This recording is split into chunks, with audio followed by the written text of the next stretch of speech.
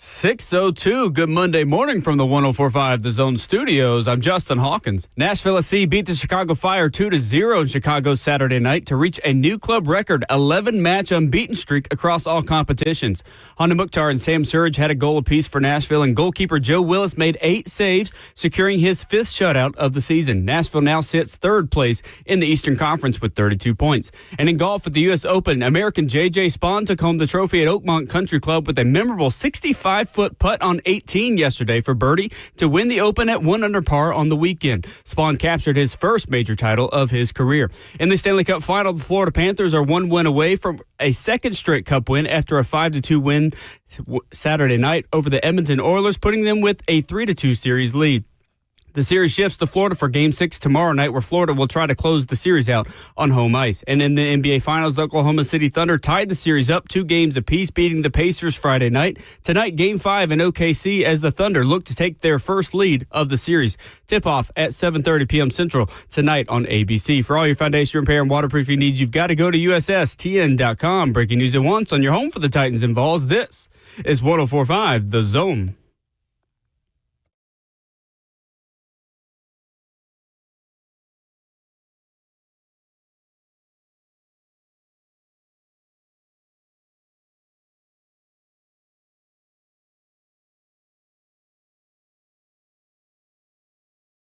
Monday morning, kicking off a brand new week on Ramon and Will, 104.5 The Zone, 615-737-1045, the number.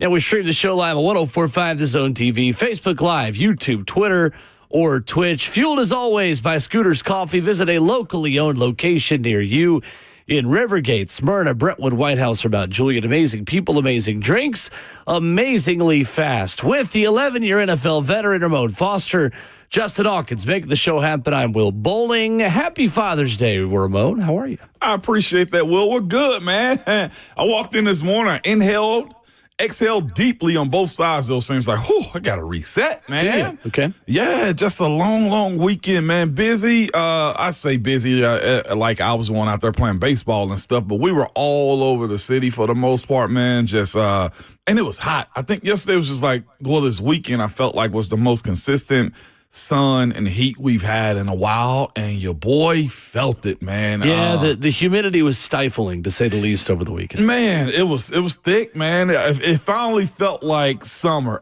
So much so, the boys ended up playing like 3 games yesterday. My oldest did, RJ and his crew did. And in that, so Keisha and I streaming it so that parents that can't make it and grandparents like that watch it. So we had to sit in the bleachers on the concrete, and heat and concrete feel like just absorbs, and you feel it from the ground up, from the sky down. And reflects man, back up. Yes, it was. Yesterday was the first day, and I told we got to go to Knoxville this weekend. I told RJ, I was like, hey, like throughout the course of this week, like hydration is the key. Because I think from here on out, it's one of those summer days, man. It's going to be summer ball where it's just hot every single day, and you just book it. By the way, if you've ever played catcher, if you've ever sat behind the plate and played that position, I feel for y'all. I went through a phase where I wanted to, and then they finally let me in a blowout. And I was like, oh, why did I ever want to do this? It takes a special kind of sicko. Yes, Will, it does. Yesterday on the opposing team in a championship game yesterday, kid took a ball to the ribs behind his chest plate, and I was just like, that sucks right there. On top of it being hot, and then RJ's catcher yesterday, RJ's team catcher yesterday, young Smitty, man, I saw it on his face. He pulled his hat off, and he just breathing just fire. And there's nothing he could do about it. Goodness. Except, like, you got on all the leg stuff, the chest stuff, the helmet, and you just see sweat pouring, man. We went and bought picked up some Pedialyte. And when I tell you we passed that bottle to young Smitty, I thought he was gonna share it. No, and he didn't need to share it either. Like, he was dying, by the way. But they pushed through, man. Ended up having a real good weekend. By the way, have you ever had Pedialyte?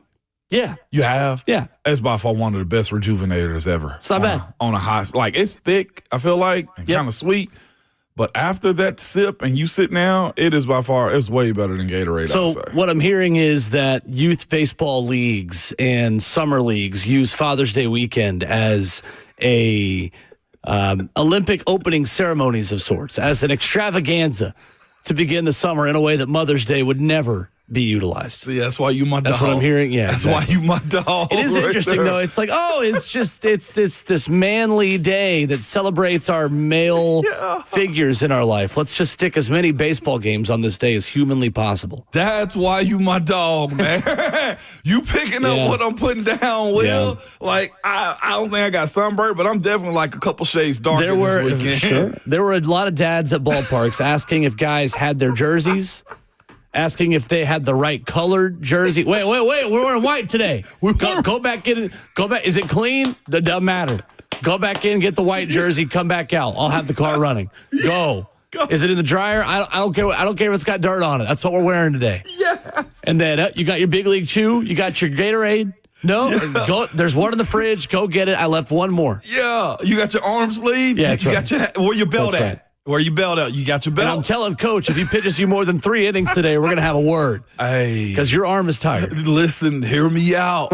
I will not name the team, the scenario, anything, but there was a kid this weekend over 3 days, and there's probably some baseball purists that say, you guys are soft in this era.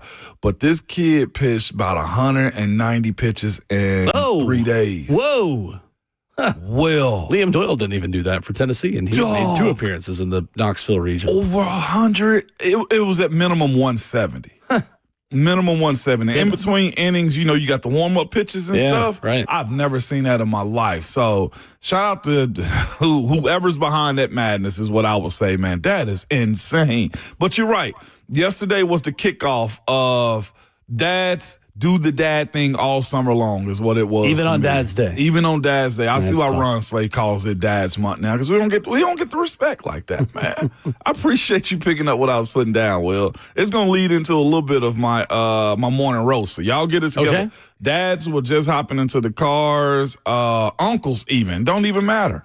If you had a Father Day experience that it requires you to be out of the house or hit the grill or clean up, or discipline somebody. Just do anything besides be in your recliner and watch the U.S. Open or anything else. That's all I'm saying. By the way, the U.S. Open this weekend. Yeah, we'll get to it. A great finish last night. J.J. Spawn winning in Oakmont. Some crazy numbers behind how he did it and a crazy putt to finish. Crazy putt.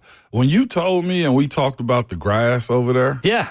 had no idea. Oakmont won the weekend. Yeah. The Oakmont, the course fought back a little bit. It was very entertaining. Just the one guy under par the entire weekend at Oakmont. When we were leaving here on Thursday, there were a number of guys that were 3-4 under at the beginning of Thursday, but unable to sustain that. Unable to sustain. Over the Pretty weekend.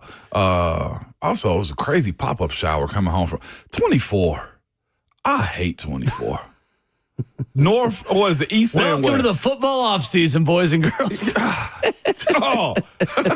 It is the NFL summer break. There's no doubt about it. Oh, yeah, that is right around the corner, too. But it stormed so hard on 24, though. I will say that last night. Well, there was the kind of day where you would just have like one stretch of road that would be raining. Yeah, and that's then you what just it was. come out of it, and then about 30 seconds later, like, oh, it's dry. We were within like a hard storm for like maybe 5 minutes. I'm driving like 45, 55 on the interstate at the time on 24, and lo and behold, to your point, 5 minutes later, Will, we was back at 75 again.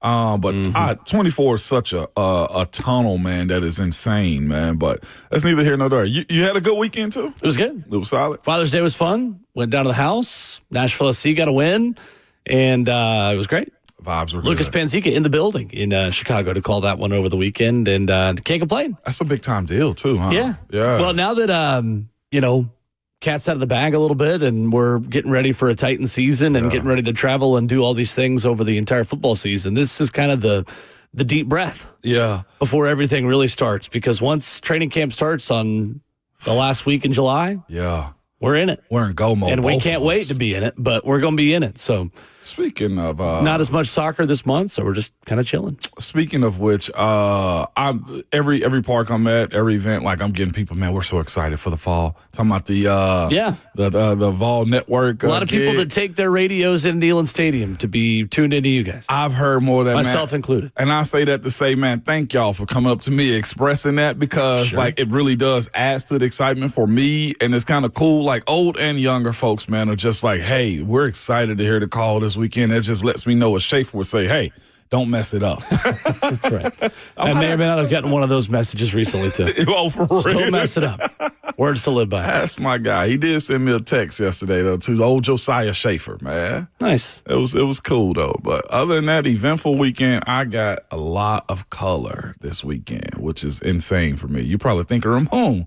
No, it's not what you're thinking. But you're probably thinking yourself, No, we shade awesome. Keish, my wife, has been telling me, too, y'all need to start wearing sunblock at these baseball parks. I'm like, Keish, I've never worn sunblock before. She's like, well, you're going to start wearing it. I was like, well, why, Mom? Great time for an old dog to learn new tricks. I was like, why, Mom? Okay. 615-737-1045. Maybe that was one of your Father's Day gifts, was sunscreen. Over the weekend. And I got some good ones, so I will say that. Streaming live on 1045 The Zone TV, Facebook Live, YouTube, Twitter, or Twitch. Weekend headlines to catch you up. If you were forced to grill or get out of the easy chair yesterday, U.S. Open, NBA, NHL, College World Series. We will cover it all for you coming up next.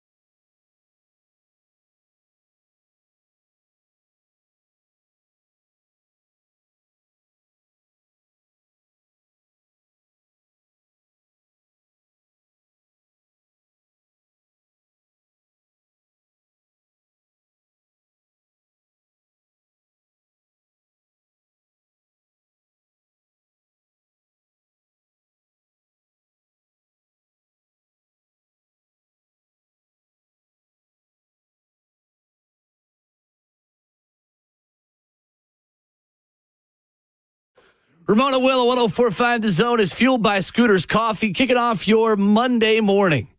Visit a locally owned Scooters location near you in Rivergate, Smyrna, Brentwood, White House, or Mount Juliet. Amazing people, amazing drinks, amazingly fast. 615-737-1045. Ramon Foster and Will Boulding.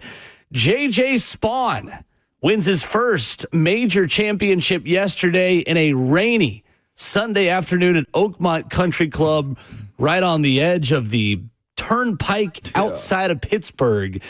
Ramon Foster, a 64-foot, 5-inch birdie putt on the 72nd hole to go under par and win this thing. He bogeyed 5 of his first 6 in his final round, shooting 40 on the front 9 on Sunday, bounced back, stayed in it, and got the win yesterday. Man, just head down on our comeback music right there. Duke, man, he is one of those guys that, like, that's the music I felt like you had to play for the U.S. Open at Oakmont. You had to have some get crunk music to try to beat that course, man. I don't know what you needed, but dramatic, Will, is what I would say. Every golfer I've read as far as what they thought of the course for the U.S. Open at Oakmont, I felt like they were, it was the most challenging one. And it's hard for me to understand this one because I don't know if that's what the golfers want or that's needed every once in a while as it pertains to, like, hey, you guys aren't as good as you think you are, because golf in itself is hard. You're playing mind games with yourself, and then you got to play the course. I heard somebody speaking about it this weekend when they were speaking about, like, hey, they're not playing against, like, themselves. This is the actual course. Playing against the course. They're trying to beat, man. But, man, shout out to Spawn, JJ Spawn, for staying head down. I feel like, what was it, Thursday? He was in it early, and for him to somewhat finish that out, who would ever thought winning a friggin' major tournament, major course that is, with a 1-under would do it? It's right. He bogeyed 5 of his first 6 in the final round, and it would have been very easy to just take it to the house at that point. But certainly had a better back nine. The 34-year-old JJ Spawn, the 5th oldest player in history to win a major after never previously recording a top 20 major finish, according to ESPN research. So Robert McIntyre had finished as the clubhouse leader at 1 over, a 4-way tie at the top until Spawn's birdie on 17 to take the solo lead at even. And then he made a birdie on the 18th for the win, becoming the 5th player in the last 100 years to win the U.S. Open after previously never making a cut at the U.S. Open. Yeah, that's pretty wild for him. He's going to make the Ryder Cup team at this point. Yeah, at this point. I mean, he has had such a good season. He had a basically playoff to win the PGA, or against the players of the PGA against Rory McIlroy, and this time finished the job with a 64-foot putt. That thing was electric. I heard the call this morning as I was coming in, man. That sounded like a football call. We'll have to, tomorrow, Taylor Zarzar's back in town for an event here at the station. We're going to have to ask him about his perspective on it because he was there doing it for Sirius. He was. I was listening throughout the weekend on Sirius XM, the PGA Tour channel, and man, I cannot imagine calling a moment like that. Me either. Like, the optics of it, I will say this, next to the interstate was pretty cool, man. And just the way that course has evolved over the years and everything too. But it's changed a lot. It is as Pittsburgh, I guess, as you can say, anything would be up there. So I know Pittsburgh is a blue collar city, but you don't have to make the golf course that way. Yeah, blue collar golf course. That's right. Like, seriously, man. And by the way, like, this is one of those things where just watching at JJ Spawn's career, his first major at 34 years old is a thing. And to think to yourself, but not only just that, he's been top 25, I think, if I'm not mistaken, this year. Yeah, he's had a really good season. As far as that goes, and just sometimes you just got to stay the course as it pertains to what your goals are, and for him to finally get that one, his biggest purse ever, a little bit over $4 million, if I'm not mistaken. So 4.3 mil. 4.3 million. Mm-hmm. You mentioned this, I think, Friday before we left out. The guys who were in the lead were the names that you've never really heard before. Mm-hmm. It's because this is their, I hate to say this is their style of play, but those guys are used to getting it out of the rough or having to power through certain situations. And if you were younger, also 34 is still young to me. But JJ Spawn being able to get it out the rough the way he did and stay the course in bad moments. That's the life that they live in those. Yeah, if you were just mistake free, that is kind of what you had to do to a remarkable level of consistency over the weekend. The margin for error is just so small in any U.S. Open, especially a U.S. Open in Oakmont. Cal Porter put this out, a golf reporter, after the tournament ended yesterday, said J.J. Spawn said he started today, meaning Sunday, going to CVS at 3 a.m. because his daughter was throwing up. Ended up winning the U.S. Open on Father's Day, maybe the most dad life Sunday of all time.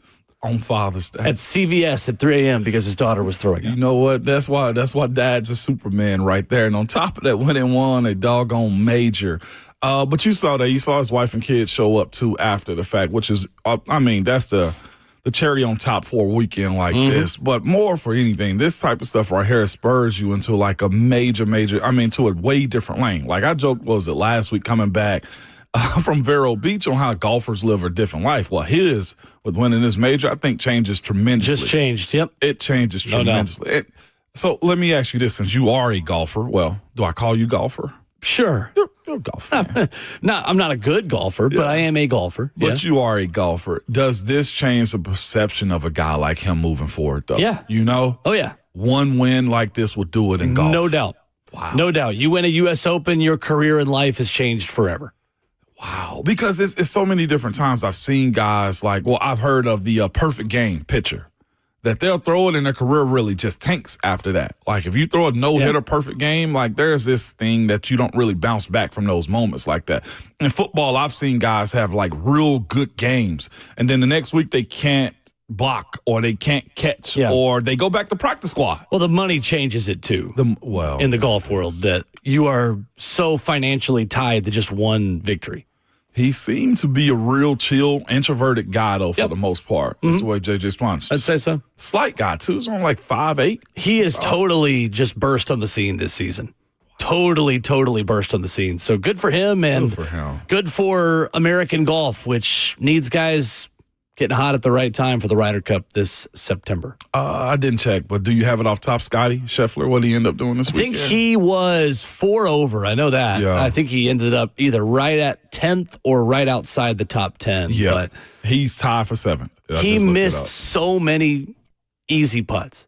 He missed multiple 2-foot putts on Sunday that would have put him heavily in contention. Because then you miss a couple of those putts, you feel like you have to get more aggressive to make up for it because you know your time is running out. So how many more mistakes do you make because you're going for it and you're being more aggressive in moments where you want to just play mistake-free? It is challenging, but that's always the issue for Scotty Scheffler. When he doesn't win, it is typically because his putter lets him down. I had the opportunity to sit down and watch someone. We had like a long delay. We played at 10 o'clock yesterday. Yeah, I know. They did have a long delay. We played at 10 yesterday, and then we had a break until like 3 o'clock. So I sat down and watched, went back to the crib, sat down and watched a little bit. Like we speak about Oakmont and what golf is and how people take it serious and why it's so frustrating too. Looking at, I think it was hole 10, may have been a par 3 if I'm not mistaken, but looking at the way that was set up downhill, and then you also look at guys getting on the greens, like they had the flagpole, the hole, like down a steep, just no doubt, just hole like down a steep hill. Hole 10's a 461 par 4. I'm watching these guys putt, and they're barely tapping the ball. Oh yeah, it was like putting on glass, and it was just rolling. You've got crazy ridges too that are just totally going to take the ball where you don't want it to go. I looked at that one and say, yeah, it's not for me. I'd rather block a 300-pound man. Because like for me in that situation, because I'm not a golfer like that, like putting and then it goes past the whole 20 feet. And then you got to strengthen it back. You got to hit it hard back uphill. Like, I'm throwing my club into the doggone water at that point in time. Well, Rory McIlroy about did that. It is a difficult tournament in that it punishes you for mistakes. You hit it by the hole, you hit it short, it's either going to roll back to you or it's going to go way too far, or if you lip out, then it's going to go down another hole. I mean, J.J. Spawn's the one who made bogey on the front because he bounced it off the flag, and then it rolled 50 yards off the green because it came back with so much force down a hill. So I was glad that JJ came back and won because he got penalized for a really good shot on the front 9 yesterday that cost him, and ultimately still didn't matter. It did Came not back matter. to birdie the last 2 holes and get the win. What a storyline, though, man, on a weekend like that. Like I said, I love the mid-majors, the small groups that win it. Like, I'm not calling, well, J.J. Swan was a mid-major. Now he's in that conversation. He's a major winner. Yeah, he's a major winner, man. But I love the storyline of what it was. I know we love the Stars to win it. It would have been awesome if Scotty could have won it. I'm not sure if many people want DeChambeau to win it. Did he also pull out, too? He didn't make the cut. He didn't make the cut. Didn't play well on Friday. Did not play well on Friday. He was not alone in that either. There were a lot of players that did not have a great weekend. It was a good day for the sport. You had 5 guys tied at 1 over at one point on Sunday at the U.S. Open, and the rain forced it a little bit more into prime time on Father's Day, where people are around as families watching stuff in the background as they grill or as they have Father's Day dinner. I bet that TV number is going to be large because you had Scotty in the mix. You had John Rahm kind of in the mix, a little bit on the outside looking in, but he was a little bit more on the outside on Sunday. But I think that's going to be a big TV number. I think the sport of golf is actually in a pretty good spot right now. Yeah. Considering Scotty and this core of American players that are at the peak of their powers. Speaking of which, on our way to the game yesterday up in Clarksville, there's this beautiful looking golf course up there. Really? Swan Lake. They had a huge, look like dad's golf tournament that morning driving by, man. It is, it's over that's a good way to spend a Father's Day. It was, Will, it looked beautiful, man. Over by Dunbar Cave or something like that. By the way, did not realize that Clarksville had a cave area too. Sure. Yeah, that's what I was thinking, like, wow, go explore Clarksville. But yeah, they had a dad's tournament. Looked like nothing but dads out there, man, on Golf Sunday is what I was calling it. That's twice in a row. I will say the Masters and the U.S. Open that I've watched is like, okay, I get why you guys are into golf like this. Just the aesthetics of it, the visuals of it too, man. OKC 111, Pacers 104. The NBA Finals are evened up 2-2. Game 5 tonight in Oklahoma City. It was a fourth quarter for Shai Gilgeous-Alexander, which saved OKC from going down 3-0, something that NBA teams rarely come back from. Teams with a 3-1 series lead in the NBA Finals have gone on to win the championship 37 times in the last 38 chances. Obviously, we know that was Golden State and LeBron James, and that signature series years back, that was the outlier within that. But Shai Gilgeous-Alexander got off the mat at the right time, and he scored 15 of his 35 points in the final 4 minutes and 38 seconds over the weekend for essentially Ramon OKC to pull an Indiana on Indiana and steal one in Game 4. They did. And I don't think it's going to crack Indiana as it pertains to like them being out of this championship series, man. But I do know this. When you're up by 10, it means nothing in playoff basketball. Like, I thought Indiana was going to just race to the finish line on this one. Then, as you said, Shai Gilgeous-Alexander just got hot, man. And they also put bodies on Tyrese Halliburton, man, that couldn't allow him to free up. He wasn't making shots. And just in general, down the stretch, Neesmith was missing. You had Tyrese Halliburton that was missing. Like, Miles Turner, for the life of me, I love when you make those shots. But, bro, we need you, like, I'm saying we as if it's my team. Buck needs you in the paint is what I'm telling you. Buck Rising needs you in the paint, man. And that's one of those moments where, like, I love the game and how it's, like, evolved and how it is in one of those positions to where, like, bigs make shots outside the perimeter and they play their game. And you got to be more than just a 5, right? But he was taking shots that I didn't feel like was going in the entire game. And I felt like that was one of the things that OKC did to walk down that win. The game was in the bag, essentially, is the way I looked at it. Defensive breakdowns by Indiana and the fact that SGA just got hot against them. Pascal Siakam did as much as he possibly could. But again, when you have those types of guys that don't play the role the way you need them to, on Miles Turner, essentially, around the bucket. That, to me, was a little bit of problematic, especially when he's trying to shoot from the three-pointers he did. Just looking back at the box score, he's 0 for 6 from behind the three-point line. Sure. That is one way to lose a game. But the series is exactly what you need it to be. Both teams have stole games at the opposing team's home. Sure. That is what you call a real good series. This could go 7. We could get the ultimate Sunday, Will, is what I am looking at it, man, if it plays out the way it's supposed to. I'm not sure if it's going to be Sunday, but if the schedule leads to a 7-game Sunday, that is by far one of the best things you can have for the NBA at that point, especially as young as these guys are and competitive as they need it to be too. Look, I just found it was ridiculous that last night there was no Stanley Cup final nor NBA Finals game. No. How do we get nothing like that on Father's Day? All we had was golf. Well, look. On a Sunday afternoon. Look, it's just one of those things that at least some leagues recognize Father's Day, Will, is what I'm telling you. Sure. But I will say this, too. The NBA got to figure out a way. And I think I will say this, too. Do you feel like most leagues, Will, NBA, NFL, college even, like somewhat cater to the stars in a sense? I feel like the NBA caters to the stars maybe a little bit too much. Too much. You think the NFL do a little bit? I do. I will say this. I do think the NFL caters just a little to coaches the or NFL referees. is such a monster that when the NFL makes quote-unquote marketing mistakes or does things that you or I don't love, it doesn't end up hurting or affecting the end product or our interest in the product. Every other sport has a burden of proof or the onus is on them to market their superstars in a way that makes us want to invest even when our team isn't playing, which is something the NFL does terrifically that I think other sports could do a better job. Now, I'll say this. I do acknowledge that like certain quarterbacks probably get calls quicker. Let's just say from the referee's perspective. They get calls quicker. Certain coaches get benefit of the doubt sometimes. But I feel like looking at like the NBA refereeing job, I'll just keep it there instead of the league. Okay. Shai Gilgeous-Alexander is by far one of the biggest push-off guys I've seen. And he gets a lot of calls, doesn't he? Yes, and non-calls. At the end of the game, he pushed off, I forget on who it was. It may have been Neesmith. He pushed off so bad, Will, that Neesmith goes backwards, if I'm correct on the player. Yeah. And not only just that, he took 3 or 4 gather steps before, like, putting the dagger into Indiana. And I'm just thinking to myself, ref, you're right there. Call it. Like, that is a travel.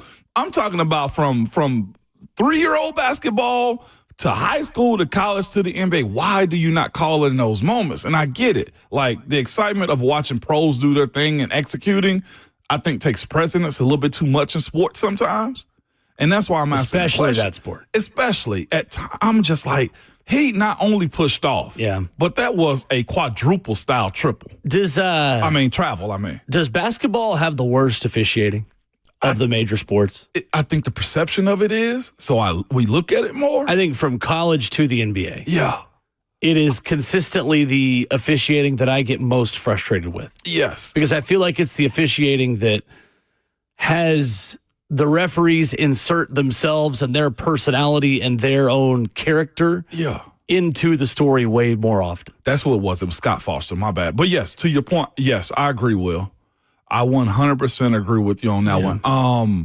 I get it. Even on the W, I think that's what they're calling now, the WNBA. Yeah. I'm watching Connecticut. No. Who was it? I'm watching Indiana. The Fever. Indiana, New York played over the weekend. That's right? what Indiana it was. handed New York its first loss. So in that first loss, like, I love Caitlin. I love how she plays. I do believe she's going to be the face of this league. I'll always put Asia up there right now because Asia Wilson, she's just dominated for so long. But to your point about the new wave coming in, Caitlin pushes off so much, but they don't call it because they need a star. And it's the same way I feel like the NBA does at times. Right. I do feel like college gets that same treatment at times too, but I'm with you. I think basketball refs will cater more than almost any other sport, in my personal opinion. 615-737-1045 is our number as we stream the show live on 1045 The Zone TV and the 1045 The Zone app. Facebook Live, YouTube, Twitter, or Twitch, and make sure you hit the like button there for us if you are streaming us on the 1045 The Zone YouTube channel. Coming up, Nashville SC with a significant achievement over the weekend, another win as we continue to recap the weekend for you coming up next.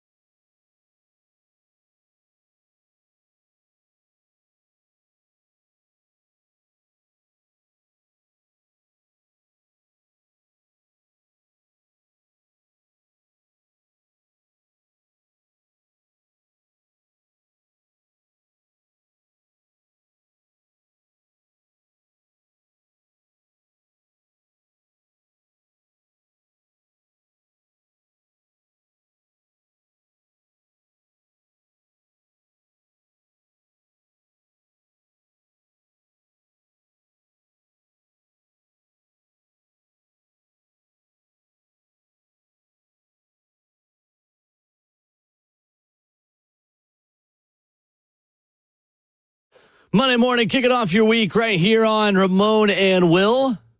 Fueled by Scooters Coffee. They're locally owned near you in Rivergate, Smyrna, Brentwood, White House, or Mount Juliet. Nashville SC goes to the Windy City and beats the Chicago Fire 2-0. Ramon Foster, it is a club record for NSC. 11 consecutive matches without a loss across MLS play and U.S. Open Cup play. The boys in gold beating Chicago 2-0.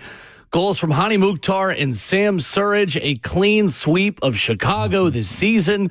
They outscore Chicago 9-2. In those two games they beat them in this spring and summer.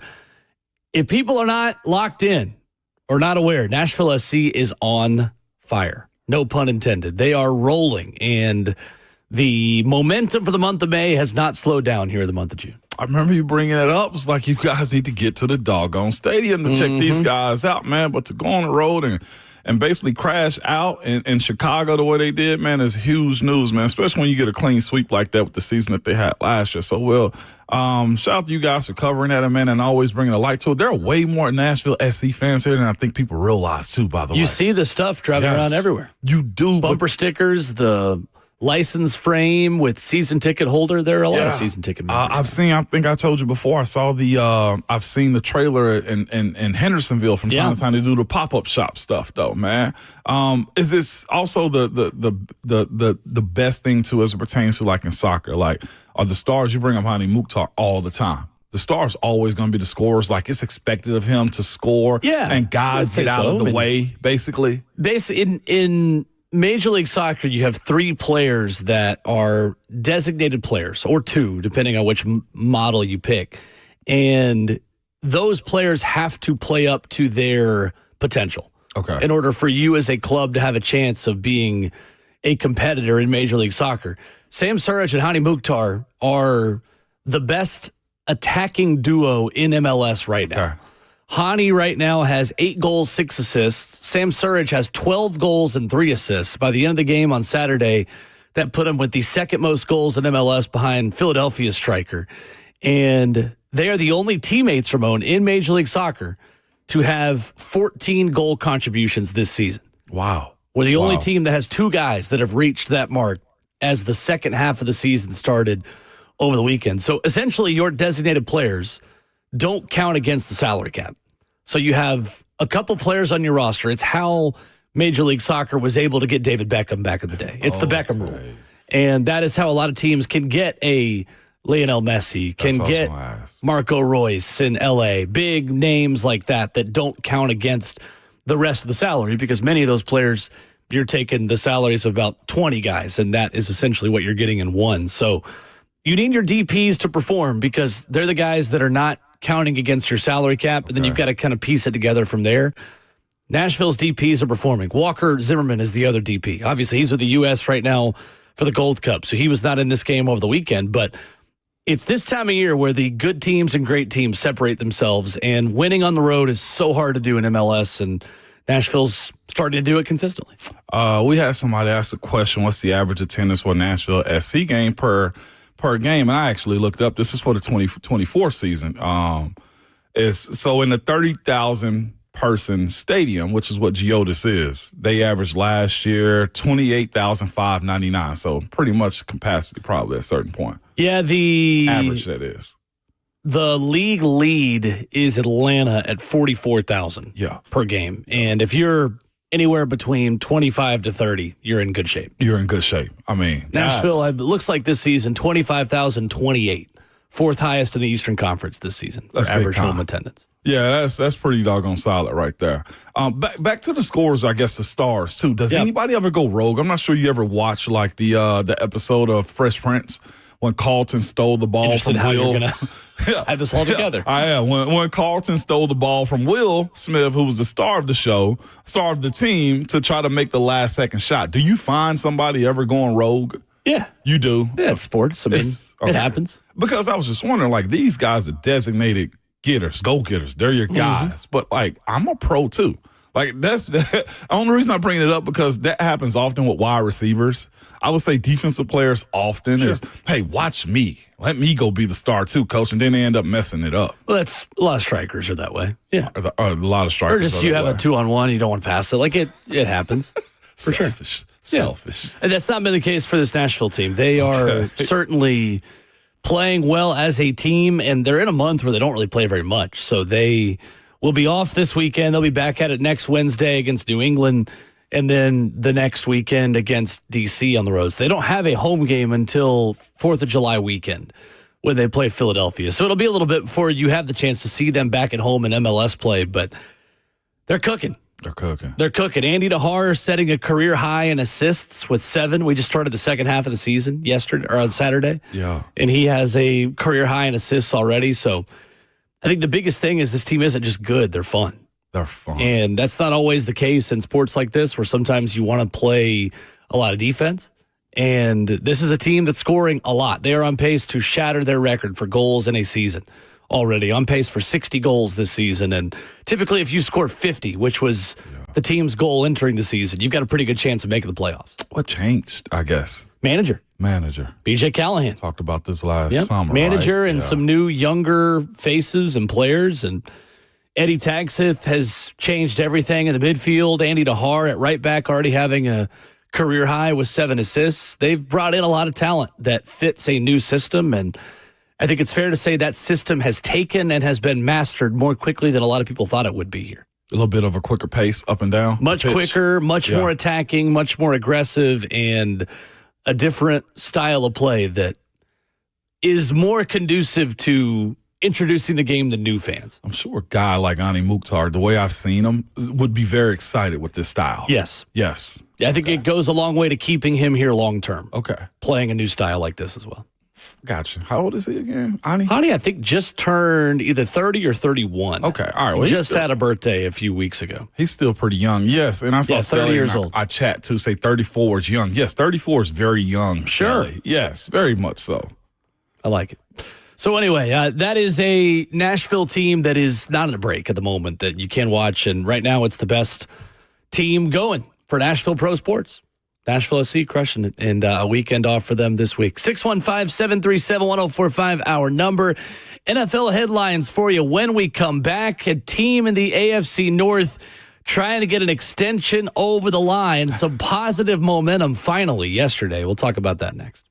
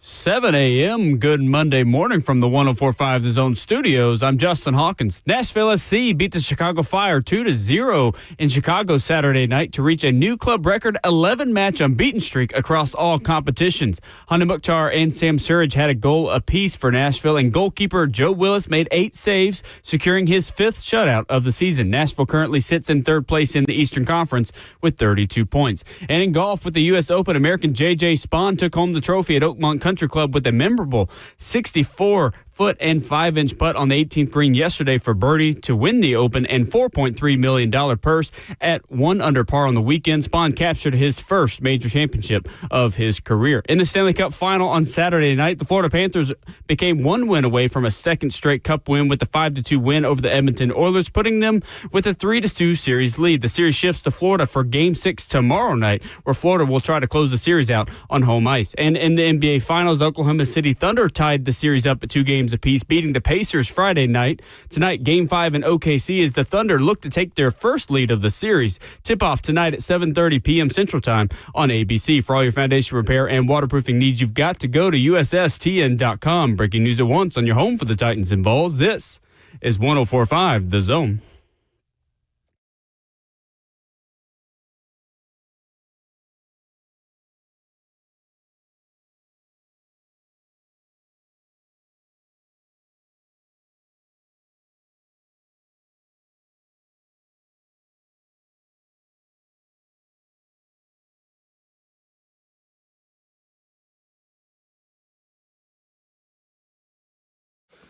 Monday morning, kicking off your week, kicking off your day here. Glad you decided to spend it with us on Ramon Will. Fueled by Scooters Coffee, around you and locally owned in Rivergate, Smyrna, Brentwood, White House, or Mount Juliet. Amazing people, amazing drinks, amazingly fast. 615-737-1045, the number. So Cincinnati has got a couple of edge rushers that aren't around, that they are trying to pay. Well, maybe there is positive momentum for once, Ramon Foster. I'm here. According to Jeremy Fowler of ESPN, the Bengals have resumed communication with Trey Hendrickson as he seeks a long-term contract extension. Jeremy Fowler characterizing the conversations as delivering some optimism regarding Hendrickson's future with the team. He skipped the entire offseason program. He's under contract for 2025. Is subject to a $16,000 fine for missing the first day, $32,000 for the second day, $50,000 for the third day of last week's mandatory minicamp. The question I have, Ramon, is at what point can Cincinnati be taken seriously? Has their window already closed with their current core to win a Super Bowl, yes or no? Yes. Yeah. It's shut right now, as Jayhawk agrees with us. Like, I think in the moment that we're in for what Cincinnati's capable of, for all the momentum that they had going into the offseason and late last season too, with how T. Higgins balled out, how Jamar Chase balled out, how you knew that Joe Burrow is one of those, right? I feel like with the situation that they've put themselves in, with the lack of defense and all of that right now, as it stands, the window's shut. Now, they're young enough, got the right amount of stars that window can open back up. And maybe that's what they need to, as I say from time to time with us, like bust a block or two, like take a lap, you know what I'm saying, to reset themselves. Because I think there's maturity that Joe can have. Not that Joe Burrow needs any maturity, but there's a different perspective when you get older and you understand what your focus is and stuff like that. I think teams are so pressed to win that first championship while these quarterbacks are in their 20s that you kind of, lose sight of this is a marathon, not necessarily a sprint. Sure. And as it stands right now, yes, they're messing around a little bit too much for all the stuff they have as a team. And the other part for me is this. It's fascinating that Cincinnati wants to start talking to Trey Hendrickson too, because the optics of what they got going on with their young draft pick and Shamar Stewart and Trey Hendrickson right now is embarrassing. I'll just throw that out there. I'm having conversations with people that I didn't think I would have conversations about Cincinnati, is what I'm saying. And that's where, to me, like, Cincy, and I see our guy, because Danny's in there right now, is a Cincinnati fan. But I'm watching them be in this mode, and they going to have to bend the knee. to Trey Hendrickson and to Shamar Stewart, because what other options do they have at this point, especially when you got a franchise quarterback like Joe Burrow and the weapons that he has in the offensive line that should be better too, because of Amarius Mims growing into a NFL tackle. Like, they got everything they need, but they have no defense. So off the top of your head, where do you think for 2025 Cincinnati ranks in available cap space? Where I think they rank? In terms of 32? Most cap space to lease. Who has, where are they in terms of cap space available? Nobody on the defense other than Trey has been paid. I would probably say Cincinnati's 16.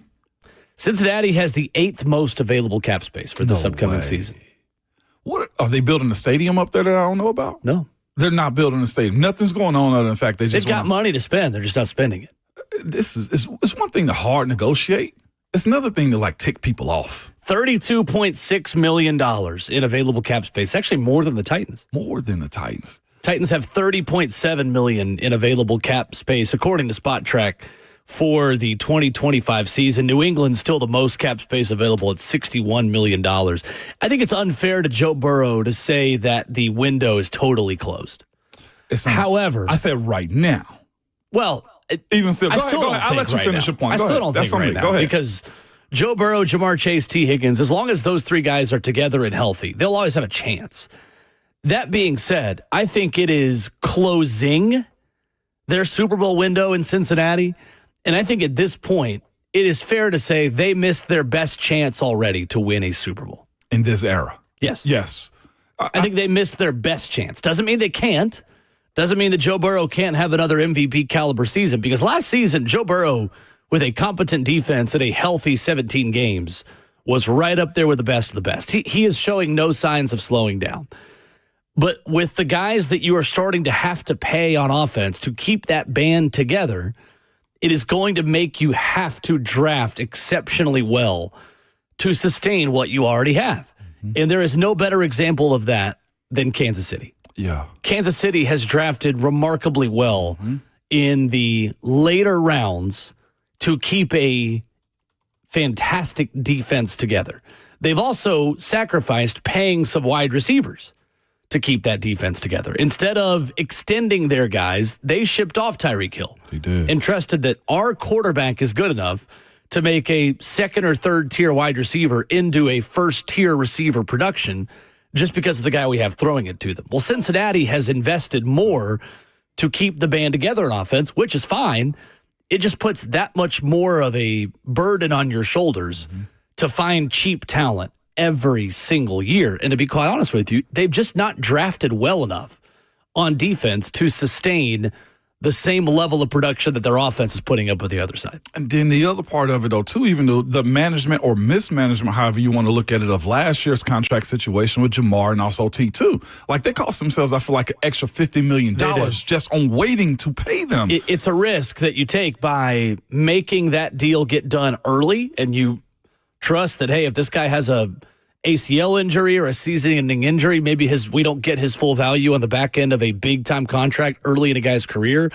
Or you could have the flip side happen, which is what happened to them. You're exactly right. Yeah. They had to then pay the Justin Jefferson tax versus setting the wide receiver market themselves and saving themselves $5 to $10 million. Yeah, so this is a fascinating approach. I told you guys, Danny's a huge Cincinnati fan, so he's saying Shamar Stewart is complaining about language that's in every contract. That is 100% correct. If you get hurt on an ATV, jet ski, bungee jumping, or anything like that, like your contract can be voided. The clause that Cincinnati's putting in Shamar Stewart's contract is voided for almost any reason. Well, the Cincinnati contract, it voids the guaranteed money in the entire deal. The entire deal. Not just in the only year where an injury or an off-field incident happens. Exactly. So the problem that I have with Cincinnati or any team that does this is I feel like there's a caveat to how they drafted Shamar Stewart. He had low college production, right? And 4.5 career sacks in college. And you look at him and you say, well, how can we find ourselves out of this if he bombs out? And that's the issue that you have for a team like this is you're trying to protect yourselves from a pick that you brought into your facility that you don't fully believe in is the way I look at it, or you don't know if he's going to hit his potential. If anybody could tell me, look, we'll void your contract, the guarantees for any reason whatsoever, that's not a smart deal. And also, this is the first of its kind. Jamar Chase doesn't have this. None of the other draft picks have this. T. Higgins or anybody else does not have this, don't have this language in their contracts. So why would I be the guinea pig? And the other side of this is, too, if I am an agent that's representing Shamar Stewart, I'm a fool if I sign this deal, because it doesn't just set my client up, but everybody after me is also screwed too, because I accepted it. So I made it normal now. You can't accept this type of deal from Cincinnati.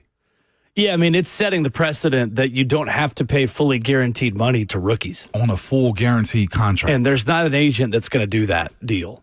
Think about to set that precedent for their future clients. You think about Cam Ward, right? If he signed a deal like this, then every quarterback or every number one overall pick after him has to sign the exact same deal where you give up your guaranteed pay.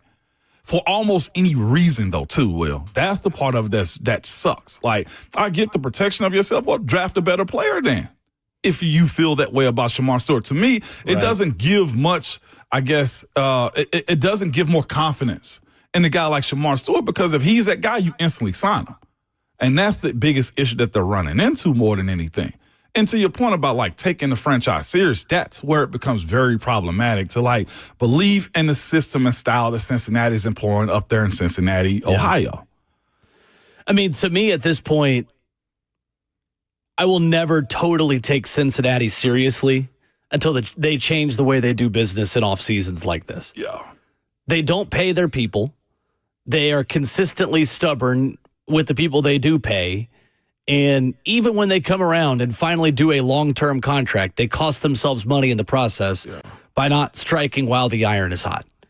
It is incredible how much Joe Burrow has changed the perception of a middling franchise that consistently makes bad business decisions to keep them from contending. Yeah. So until they prove me wrong, I will believe it when I see it in them being a perennial contender. And I do think that it's disrespectful to Joe Burrow, not as a person, but as a player, to totally rule them out from contending, because he is that good, but consistently, year in and year out, finding the right gems on day 2 and 3 of the draft to backfill the roster, making the right business decisions on when to extend players and how to do that properly and pay your own guys. They've just not proven that they deserve the benefit of the doubt in being a well-run NFL organization. It's non-football field issues that make their way into their locker room. So even just always something. All of last year with the 2 wide receivers, right? Yeah. And Trey Henderson, the start of last year also. He wanted the deal done then. Now you're going to have to pay probably plus 10? Yep. On top of what you could have got away with last year and already be focusing in on football. No doubt. Michael in our chat is like, why would Shamar Stewart accept this new language? You shouldn't, which is why he's not. Yeah. Right? To me, I think it's disrespectful to Shamar Stewart, too. Like, just say you don't believe him. No, I agree. I totally agree. No doubt. Coming up, we'll talk Vols with our good friend Brian Rice of the Sports Animal and the Vol Network. As the voice of Lady Vol basketball and softball, how does Tennessee continue to be an everything school in a house settlement world that begins in just a couple of weeks on July 1st, where 90% of your revenue is going to football and men's basketball? Brian Rice joins us to answer that question and many more coming up next.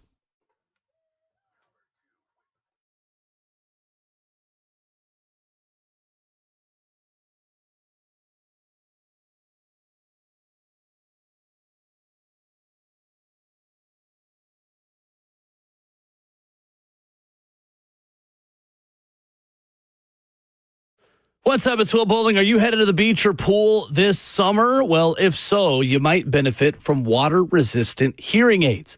If you're planning to attend social gatherings, weddings, where you're outside, you're in larger crowds, you need to participate in conversation, well, you might benefit from hearing aids that significantly reduce background noise and enable you to hear and understand conversation. Brentwood Hearing Center, they've got the best technology and the best experience to put you in the best technology, including a water-resistant hearing aid that will help you hear in those situations. Weddings, funerals, cocktail parties, social gatherings where you find it difficult to engage in conversation because of background noise.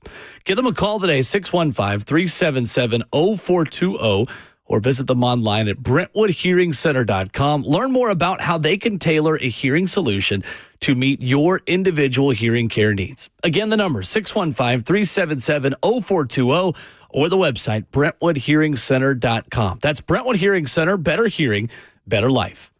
Hey, are you having home electrical issues? Well, available 24/7. The Lee Company team handles electrical problems and more in short order. From routine repairs on outlets and switches to fixture upgrades and generator installations, the Lee Company award-winning electricians will get the job done right the first time. Contact Lee Company for all your home electrical needs at leecompany.com, or you can call them 615-567-1000. I love working with Lee Company because I love businesses who are here in Middle Tennessee, who have roots here in Middle Tennessee. Over 80 years of experience is what you get when you trust Lee Company, because they have been trusted since 1944. Open 24/7, 14 community locations. Put the best players on your team with my friends at Lee Company. Give them a call, 615-567-1000, or head online to leecompany.com. That's Lee Company, all you need.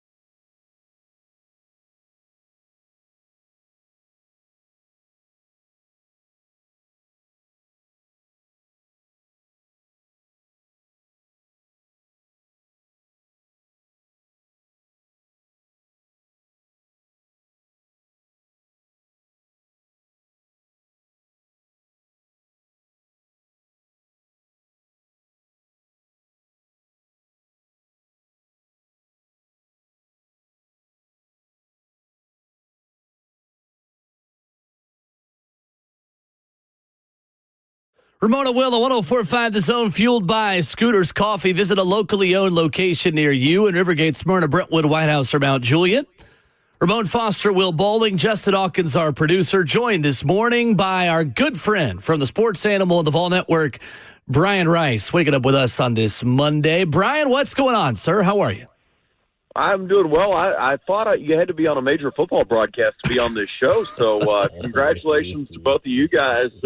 But honored to be a small part of this Monday edition. Thank you. Thank you, Bryce. See, I knew when I saw the sriracha bottle, I knew it was going to be spicy today, okay? I absolutely knew it. Ramon, I got to tell you real quick before we start, when they told me that Mike was going to take the job, I said he better get Ramon and bring him over to be his color analyst. So very happy that worked out for you and Swain being a part of it as well. And of course, Brent Hubbs. It's going to be a lot of fun to listen to you guys coming up here in the fall. And Bryce, I called you Bryce. Close enough. B. Rice, man, I appreciate that more than you know. I've had a lot of people come up to me, man, and somewhat share that same sentiment. You know me as an offensive lineman, undrafted guy. We don't think highly of ourselves like that, man. So I appreciate me coming to mind for you on that situation. I love it. Yes, sir. Brian, you know as well as anybody, the power of the Vol Network is large. It is strong in this state. You know that as well as anyone, being on the Vol Network yourself. How nice is it just to, not be at a stadium every day? Because you go from high school football, Lady Vols basketball, softball. Have you had to reintroduce yourself to your family a little bit these past couple of weeks? Yeah, a little bit. You know, for me, I don't do a lot of hobby type stuff anymore. So, doing games is what I do. So, the summer is always an interesting time for me. But yeah, my family recognizes me again, so that's good. But you know, for softball to end at the World Series, that's kind of where you want to end the season. Obviously, every year, I always talk about the end of the season stuff for everybody because. Unless you're playing for a national championship, there was always one more day on the itinerary, and it always ends sooner than you want. But Tennessee softball with its second Final Four in the last 3 years, Lady Vol basketball with Kim Caldwell going to the Sweet 16 in her first year. They're just a great year for me and a great year for Tennessee as it continues to be an everything school.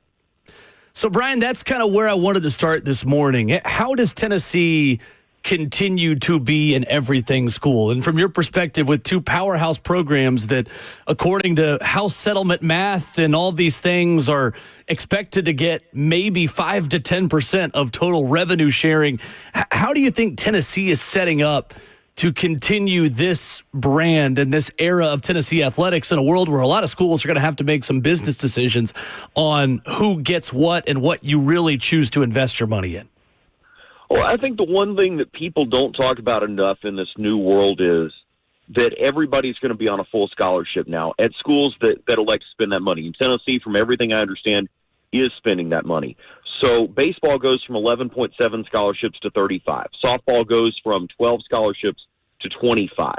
That makes a huge difference, even if those sports aren't receiving a significant revenue share portion, because they are receiving full scholarships. So you don't have baseball players and softball players and soccer players and tennis players and so on trying to get NIL deals just to get up to the full cost of attendance. They're there now.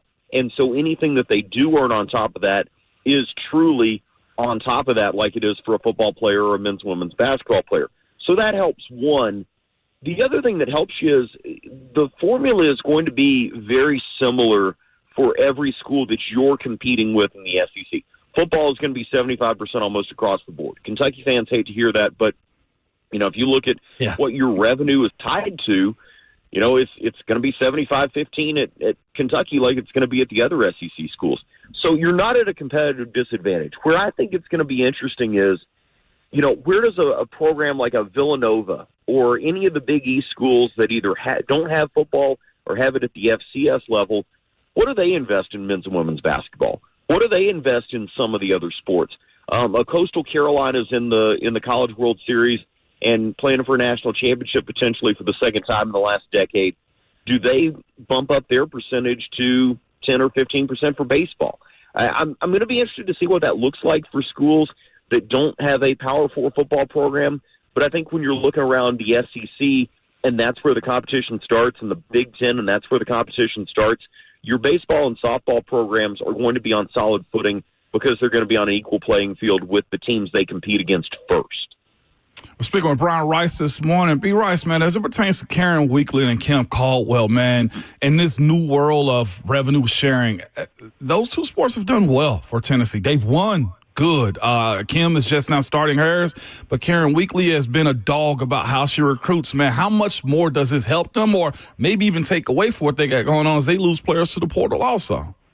I think the full scholarship thing makes it a lot easier for a Karen Weekly because she's not having to negotiate percentages anymore. And that applies to Tony Vitello as well. For Kim Caldwell, the thing that is different about women's basketball is a lot of these players are coming in with NIL deals. They're nationally known at that point. The Peluto twins who are coming in for Kim Caldwell this year have some NIL that they're bringing with them. The downside of it is what you saw with Taylor Panel this past week, where a booster or a collective club at Texas Tech is funded by a billionaire who is interested in football, and because his wife played softball at Texas Tech, is really interested in softball. And they're dedicating, I was told, up to $6 million in NIL money to the softball program. Nobody else in the country is doing that. Oklahoma's not doing that. Tennessee, Florida, whatever, all of those programs have solid NIL opportunities and programs around them that are trying to and making sure that they will still be strong in the quote-unquote new NIL world of the full legitimate deals, if that's what we're going to go with. But, Texas Tech is spending a lot of money, and they're using some connections from some travel ball teams to try to build the best roster they can. I don't think anybody faults a player for going and getting money in a sport where there's a pro league, but it's not a pro league that's going to make you rich. I think what Karen was talking about this past weekend and what a lot of coaches in the sport of softball are concerned about is tampering, and not tampering, a week or two before the season's over, but tampering a month into the season. And then what are those implications for that player and that program for the rest of the year? There was a Texas Tech player that came out this past weekend and said she had been told early in the season that she was going to be giving up her number next year for a transfer, and she was going to receive a cash payment for it. It's a mini, NFL. That's what guys do in locker rooms in the NFL. Right. So there's going to have to be some sort of course correction on it. I don't know that the House settlement's going to fully provide that, but I think it's going to normalize some things because you're going to put it on a playing field that is equal for the most part. There will be outliers like what Texas Tech is doing in football and softball, and perhaps they do that in a couple other sports. But I think for the most part, it will put you closer to your peers because everybody's going to be trying to raise NIL money to pay players so they can be competitive in the 5 or 6 sports that TV values. Speaking of Texas Tech, they're famous for signing Najee Kennedy to a 7-figure deal from what we're understanding, and re-signed her before the World Series was over with too. On the women's side of things, softball, is there a case for Carlin Pickens to be receiving $1 million? Like, how do you balance the market as it pertains to that side of things with NIL and stuff moving forward? Because if I'm Carlin, I'm not sure her family dynamic, but the market is what the market is, and she's one of the best, if not the best also. I think for a player like Carlin Pickens, there is an opportunity to be a national brand. We saw Livy Dunn be a national brand for LSU gymnastics, and she was hampered by some injuries, and so she wasn't the All-American after her big deals that she was prior to them. But there's an opportunity for a person like Carlin Pickens, who is a lead in her sport and is very marketable, to not be bound by, I'm just going to go get a big straight-up upfront NIL deal somewhere. Carlin Pickens has national deals with New Balance. She has national deals with a couple other sponsors that are coming through the pipeline. She has a lot of local deals. You kind of have to cobble it together a little bit, but a player like that is going to be on things and on brands that are going to have the opportunity to carry her not just while she's playing in college, but if there's a pro career, if there's an Olympic career, those are national partnerships that she's still going to have. A lot like, Caitlin Clark was doing State Farm commercials while she's at Iowa. Yeah. Now she's doing State Farm commercials as a WNBA player. That translated. I think when you are Nigel Kennedy, she's taking the money straight up from Texas A&M or from Texas Tech and is doing some local stuff there, but you don't see her in a lot of national things. And I think that's where the next step is to be taken between NIL collectives that are buying players and marketable players taking full advantage of their marketing ability, like you see in men's basketball, like you see in football. You're starting to see players in college sign these deals, appear in ads, and then those things carry on when they're in the NFL, where they're in the NBA. That's the next step for women's sports to take as well. I think you're really starting to see that in women's basketball, and now it's coming to softball as well. And it helps when you're setting records on the field, and also you're very marketable off the field. Brian Rice, the Sports Animal, the Vol Network, with us this morning on Ramon and Will. So, Brian, we're going to have a conversation this week on our show about who had the best season on Rocky Top over the past athletic and academic year. And as you look at the big three men's sports in football, men's basketball, and baseball, who, in your opinion, can hold their heads the highest the way their season went in the 2024-25 year? Well, I think if you're ranking them, you have to rank them on order of finish. Tennessee men's basketball made it to the Elite Eight. Tennessee football made it to the Final 12, and then baseball's in the Sweet 16. I think all of those are really big accomplishments for a program, and nobody needs to hang their heads over that. People can be frustrated about how the season ended for each of the three, but they're all three in elite company. I think when you're talking about football, though, that may be the answer. As silly as that sounds, you ran into a buzzsaw in Ohio State, and you did it on their home field. If you go back and you reseed the bracket the way they're looking at doing starting this year, Tennessee probably wins the playoff game. Tennessee's probably in the Final Eight, but that's not the system they were playing in. So you don't get to play the ifs and buts game. But I think from an accomplishment standpoint, I think Tennessee men's basketball accomplished what people thought was a realistic goal for them. Baseball probably underachieved a little bit, but when you look at how remarkable it is that they've been in 5 straight super regionals, right, and nobody else in the country has been in more than 2 straight. And then, football made the first ever 12-team playoff. And I think you could make a legitimate argument that based on the roster that he's had, Josh Heupel has overachieved as a coach every year. Now, there are people that want to fight over that and say, well, but what about this? What about that? When you look at preseason expectations versus postseason finish, I think his programs have overachieved every year. And I think that's a really good sign as you're really starting to recruit better. You're starting to pull in the prospects. You look at the visit list they had this past weekend. I think building for the future, that puts football at the top. Men's basketball will likely have the best season of those three this coming year. Obviously, we don't know where Tony Vitello will finish with the transfer portal recruiting, but I think those three are certainly set up very, very well for you. And then, extended to the sports we just talked about with basketball and softball, I think they expect to be in that final 16, 8, 4 realm where they were this past year as well. So, Brian, when you look at this Tennessee football team, maybe it's just the time we have had to pass and think about Joey Aguilar and look at him in jersey photoshops and all these things. And it's just the middle of June, right? We talk ourselves into things this time of year as SEC football fans.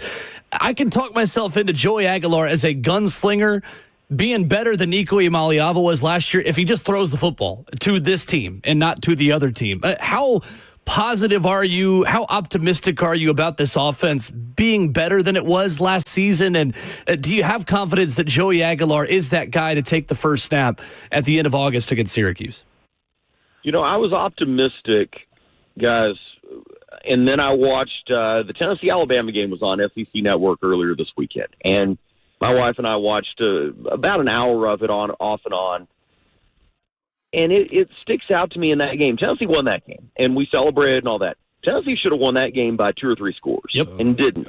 Mm-hmm. Joey Aguilar's interceptions, and our producer Charlie Collier's done a great job of going back and looking at him to try to. He's a big small conference football watcher anyway. Was excited about Joey Aguilar when he was headed to UCLA. A lot of his interceptions are trying to make a play. And he's not going to be asked to do that as much at Tennessee because of what he's surrounded by.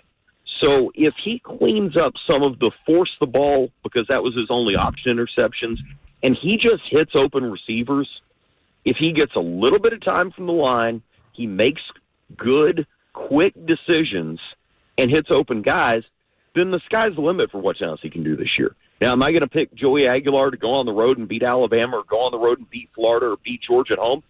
Sitting here in June, I'm not going to make that pick. May talk to me in game week of those games, right, and I may feel differently. but I think he has a very high ceiling because you expect Josh Heupel and Joey Halsley and Seth Littrell, who's coming from Oklahoma, to be working with him. I think the offense will be a little more simple at the beginning of the year than it will be at the end of the year, and that worries you because Georgia's so early. But if he's hitting open receivers and eliminating some of the mistakes that I think were because they were his only option when he was at Appalachian State, I think you have the opportunity for the rest of this talent on this roster to elevate him and for him to eventually elevate them and be a 9-3 kind of floor for this football team. And if he overachieves a little bit, then you may be talking about being back where you were last year. He is Brian Rice, the sports animal, broadcasting on the Vol Network. He is one of the busiest, hardest working men in show business there in Knoxville. Kind enough to give us a few minutes here to kick off the week. Brian, always good to catch up with you, sir. Thanks so much. Yes, sir. Anytime, guys. Appreciate it, Brian. All right, Brian Rice with us here this morning at Brian C. Rice, where you find him on Twitter. I want to get back into that conversation about Joey Aguilar later in the show because I think there is a conversation to be had there that, Ramon, any quarterback that can just hit open receivers can have some level of success in a Josh Heupel offense if given time to hit those open receivers. I was thinking about that as he was speaking of it. Like, legitimately, I thought this as he's speaking about Nico's departure, Joey coming in, and what Joey's capable of. He's basically a cowboy at this sense. I mean, the way you expect him to play, just, hey, free. I hate to compare him, but like the way Diego Pavia just became in, like, just, hey, this is what fearless. Fearless, right? Well, I'm playing veteran, experienced, fearless quarterback. House and NIL money, y'all. No matter what, like, I'm good. It's the way you got to think about a guy like that. People are going to want me fired for asking this question, but is Tennessee better off with this type of guy this year in particular than having, like, Nico's predictability more than anything? Like, the talent of Nico supersedes Joey. But, like, what you saw from Nico last year, it's like I question, like, how much better would it have been is the only thing. I would love to know what that world looks like where we could see a hypothetical play out of the Joey Aguilar-led Vols and the Nico Iamaleava-led Vols and how different or similar they could be. Oh, we can. Why is that? NCAA football. Fair enough. The video game. Make that trade again. Now the video game. I would simulate it if I was into it as much as my boys are. Well, I ain't even into it. They're on the show right now. But, I might try to simulate that. New one will be out in like a month. Yeah, I know. We'll be good to go. Everybody will be back in on NCAA 26. It's crazy how he's ready to ride. Now, we don't even speak of him. Nico, that is. 615-737-1045 is our number. Continuing to recap a busy sports weekend, a Hawkins Hockey Minute. Stanley Cup final starting to wind down. We'll tell you what you need to know next.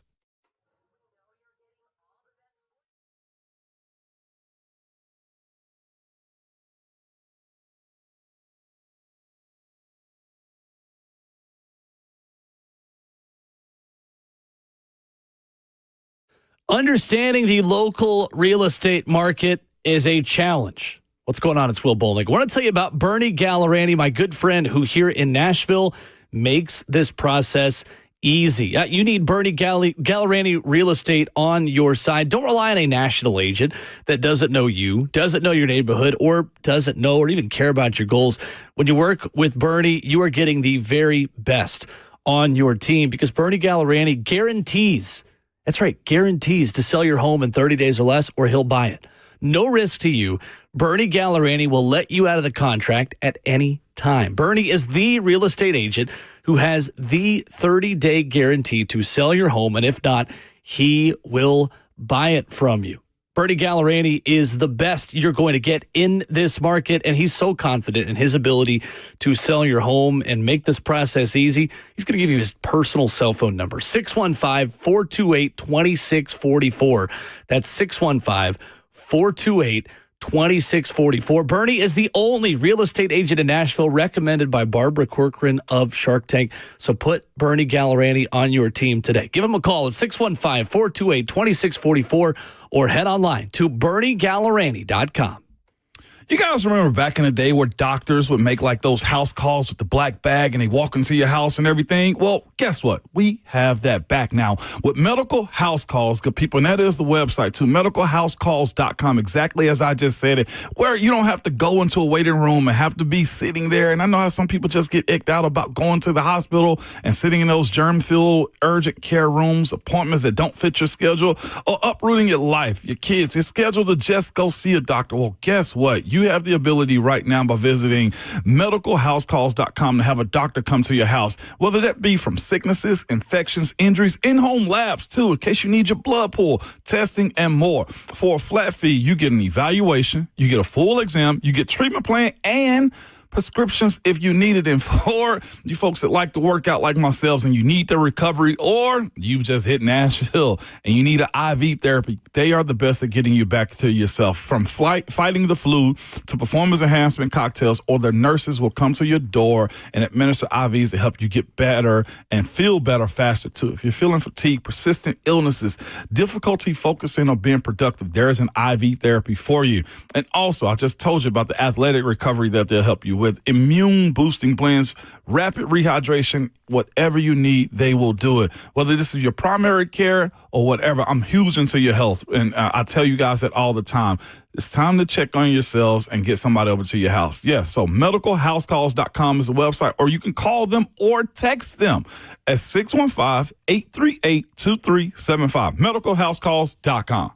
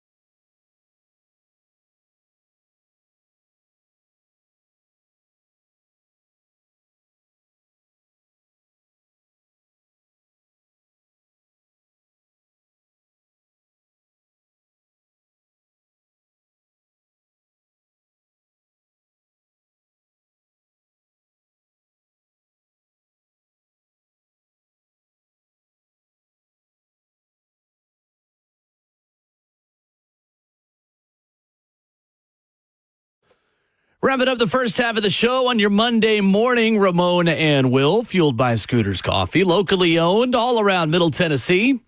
Rivergate, Smyrna, Brentwood, White House, or Mount Juliet. Amazing people, amazing drinks, amazingly fast. Ramon Foster, Will Bowling, Justin Hawkins.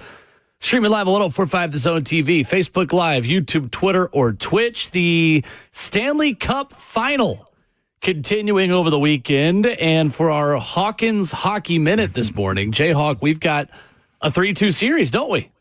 Indeed we do. And guess what, guys? Again, the over. The over. It hit. I'm telling you.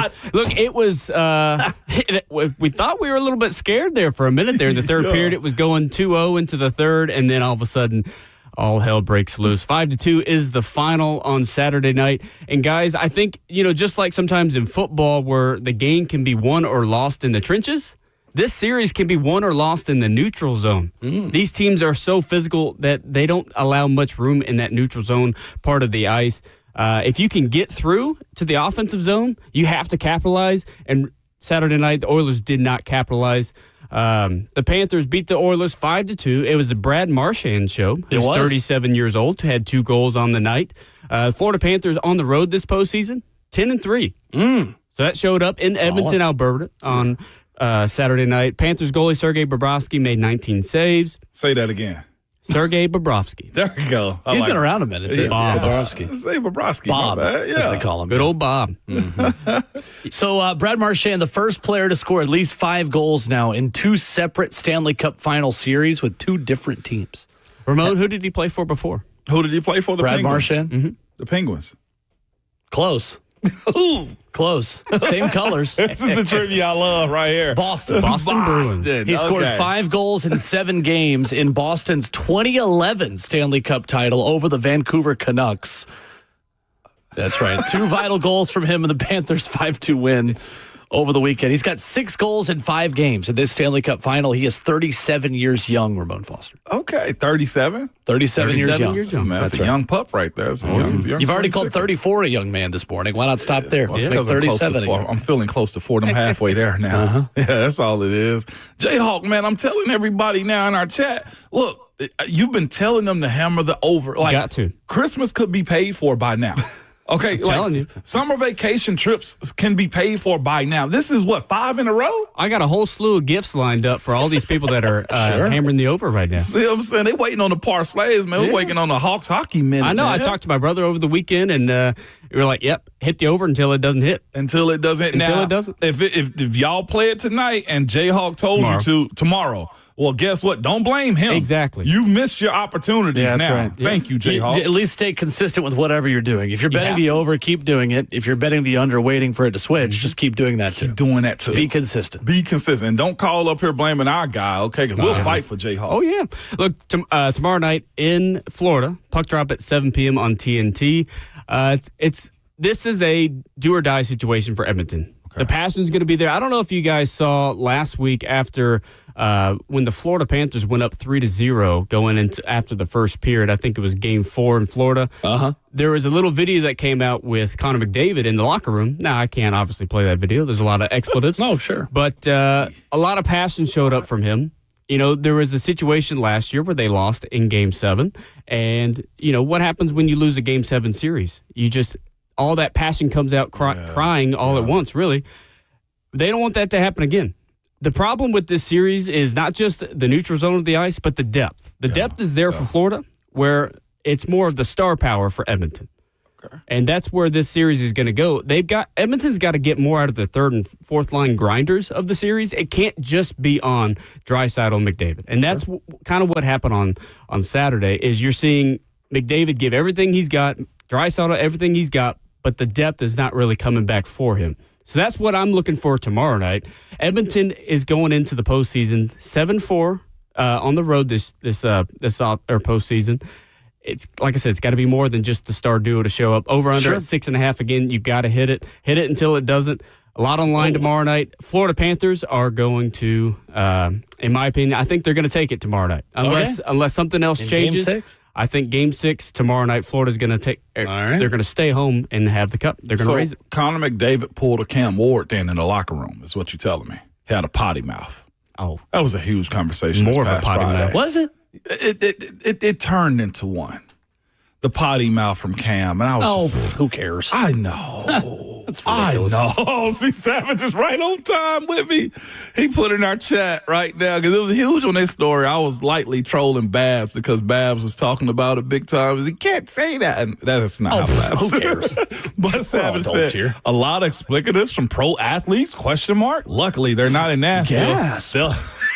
Pearl clutching. Oh, my pearls. Lord. No, who the cares? locker room. Who cares? I mean, you don't have to always say those words to be okay with. I don't know. It's we have the bleep button for a reason. It's so good. We do have the bleep button. If we breeze right past that thing, man, I was just like, yeah, that's what he's supposed to say. Like you're seeing his personality, whether you like it or not. It's the way I look at it. And I understand what some people are getting at, but I promise you pull your kids' AirPods out of their ears, there's a lot more going on in there. You think some Titans players needed to be bleeped a little bit last year in the locker room? Yeah.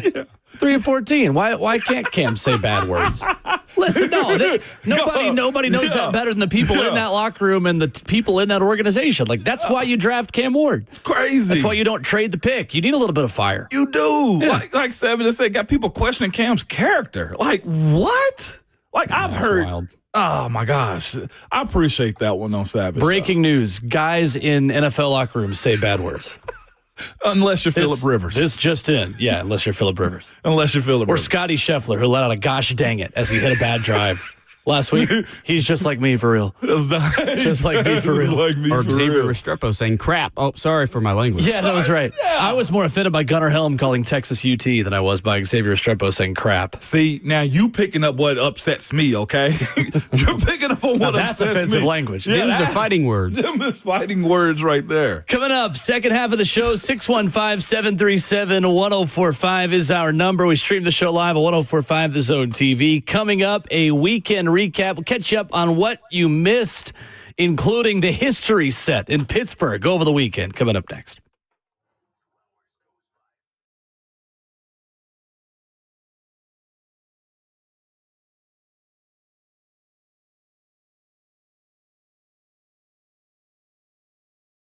It's Ramon Foster for the Wellness Institute of Nashville. I've been telling y'all I'm on this health kick, man. You guys got to get right with yourselves. And one way to do that, with your neck, back, and knees, man, go to the Wellness Institute of Nashville. Right now, man, they got a 47% off non-surgical spinal decompression. And I've been telling you, I've been going to see Dr. Ashley, man, and Dr. Mitchell, and they know how to help an athlete. And not just me, anybody, man, but she knows the body, the trauma that your body have taken, and just how it looks and how you're supposed to feel. Ladies, like I just told you, it's not just the guys that have to go through this. I understand this. You guys, you go through a lot in your lifestyles, from your hips and back nerves to carrying kids around.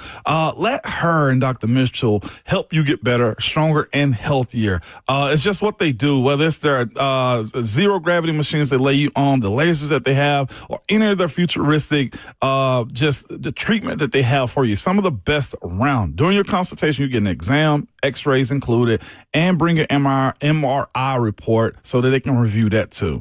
You can start your life off living pain-free, and it is possible. You don't have those pains going down your legs and your back and stuff, man, by reaching out to the Wellness Institute of Nashville like I have. You can call them at 615-246-5009 or go to painisbad.com.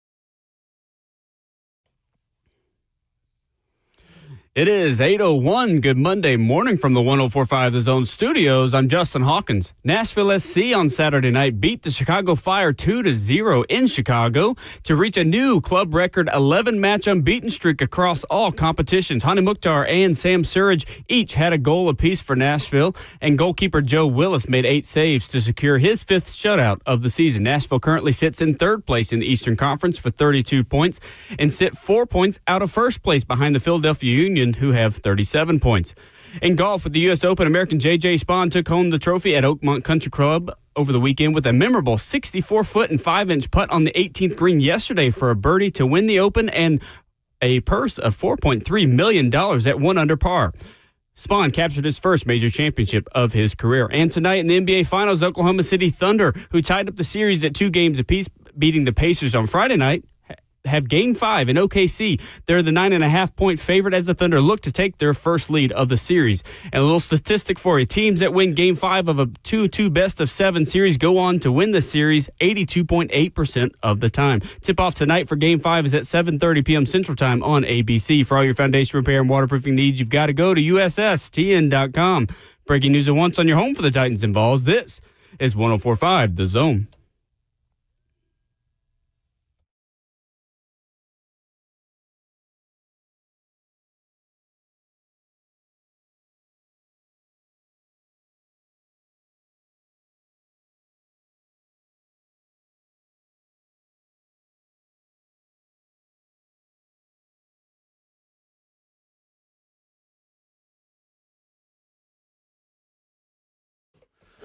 Second half of the show here already on Ramon and Will. Welcome in. Hope you're having a great start to your Monday morning. We're glad you've decided to spend it with us.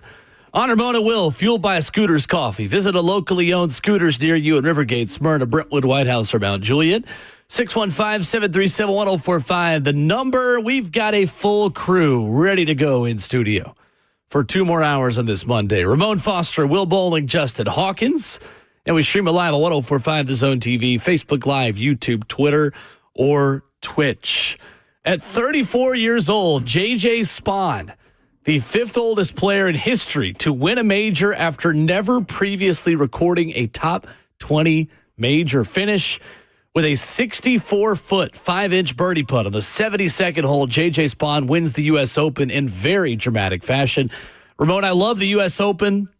And I know a lot of dads out there love the ability to sit in the recliner, sit in the dad chair, and watch great golf yesterday afternoon. What is that on Father's Day? Sitting in the dad's chair and watching and doing nothing and being catered In a perfect world. In a perfect world. Reclining in the easy chair and not having to grill for everyone else. It was a good showing, man. You know, like me, I love these types of situations where guys get their first opportunities later in life, and how J.J. Spahn is one of those guys, man, that just top 25 right now.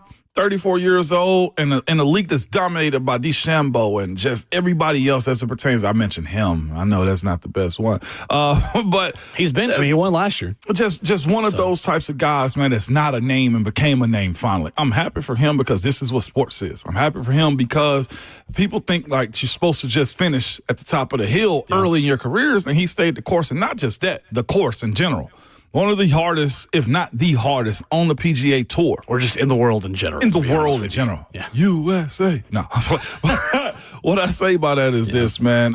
Waiting your turn has its perks sometimes, have its point sometimes, if you stay the course. And it seems to me, J.J. Spahn stayed the course and finally got his. That's cool stuff. 5th player in the last 100 years to win the U.S. Open after previously never making a cut at the U.S. Open. And you J.J. Spahn. You talk about the mid-morning visit he had to do, too, right before his last round? Yeah, at 3 a.m. he had to go to a CVS because his daughter was throwing up. So a perfect way to start Father's Day.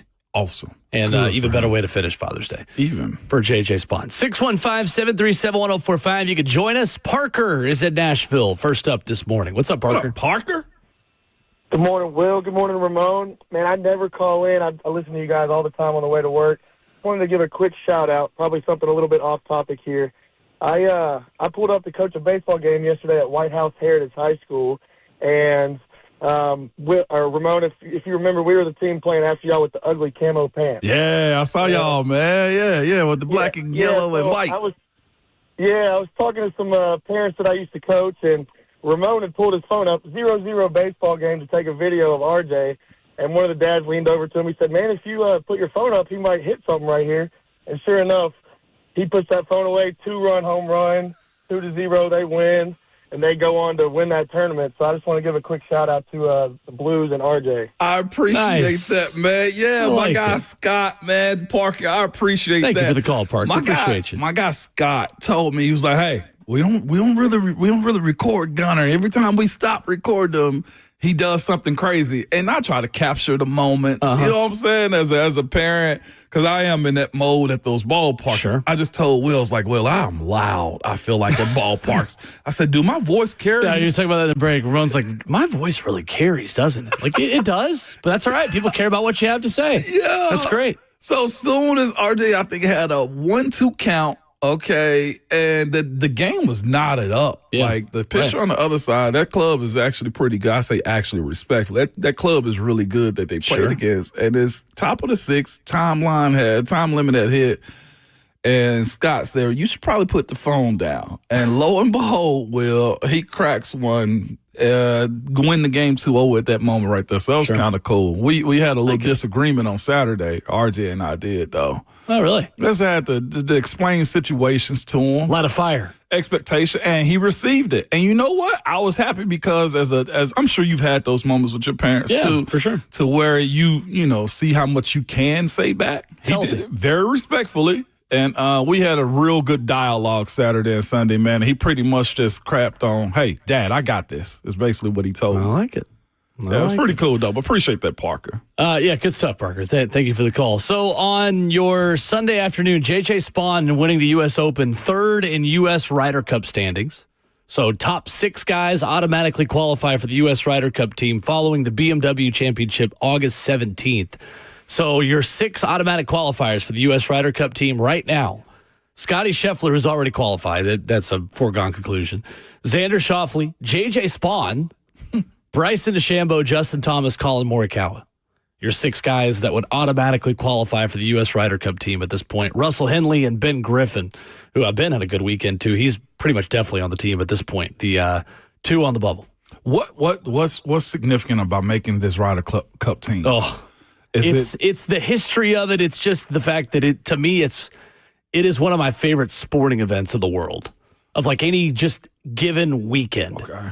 In what that is, and I love a fall that has the Ryder Cup on a college football Saturday and NFL Sunday. It's right at the end of September at Bethpage Black, but Europe got the U.S. last time around in Rome a couple years ago, and the way the crowd was, they were kind of all over us a little bit. Yeah. Some controversy around that, and I think the New York crowd is going to be loud in return against the Europeans. It's just it's a fun event, and for golfers, it's something that happens every other year. It's just a way to, I don't know, it's kind of like Olympic sport athletes that go from their own championships, world championships, to an Olympics.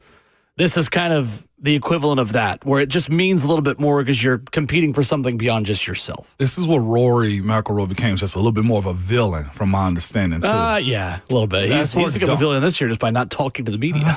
This is where Don, I think, raised my eyebrows. Was like, yeah, he was a little bad in the Ryder Cup championships, I think. Yeah, for sure. He turned heel. Well, I ain't going to say he turned heel. It's just kind of who he is almost. No, he did a little bit. That's a fair way to characterize it. A couple years ago in Rome, yeah. Okay. And he's at home in the Open Championship next month, too. So Rory's a likable guy, but he's made himself a little bit less likable, I think, over the last couple of weeks. Well, even though I was happy for him with the Masters, because I grew up watching Rory be he's the next Tiger. Sure. Like, it was cool to watch him win that Masters or whatever, the one he needed.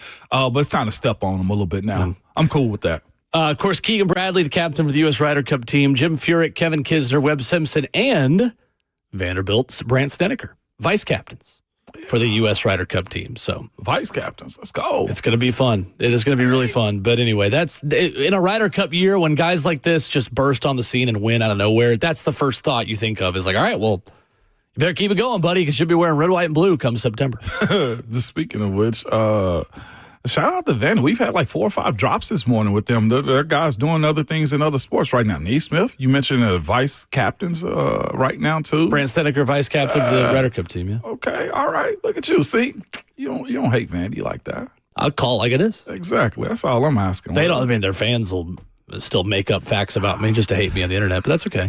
That's not all of them. That's just a loud minority. What's the internet? 615-737-1045 is our number. We'll hear from a Titans position coach coming up next, a VFL on the Titans staff. Luke Stalker talking about the Titans tight end position. How can the Titans get more out of a position that gave them a little bit, but maybe not a ton a year ago? Can Titans tight ends have a larger role in Brian Callahan's offense led by Cam Ward this season? We'll talk about it next.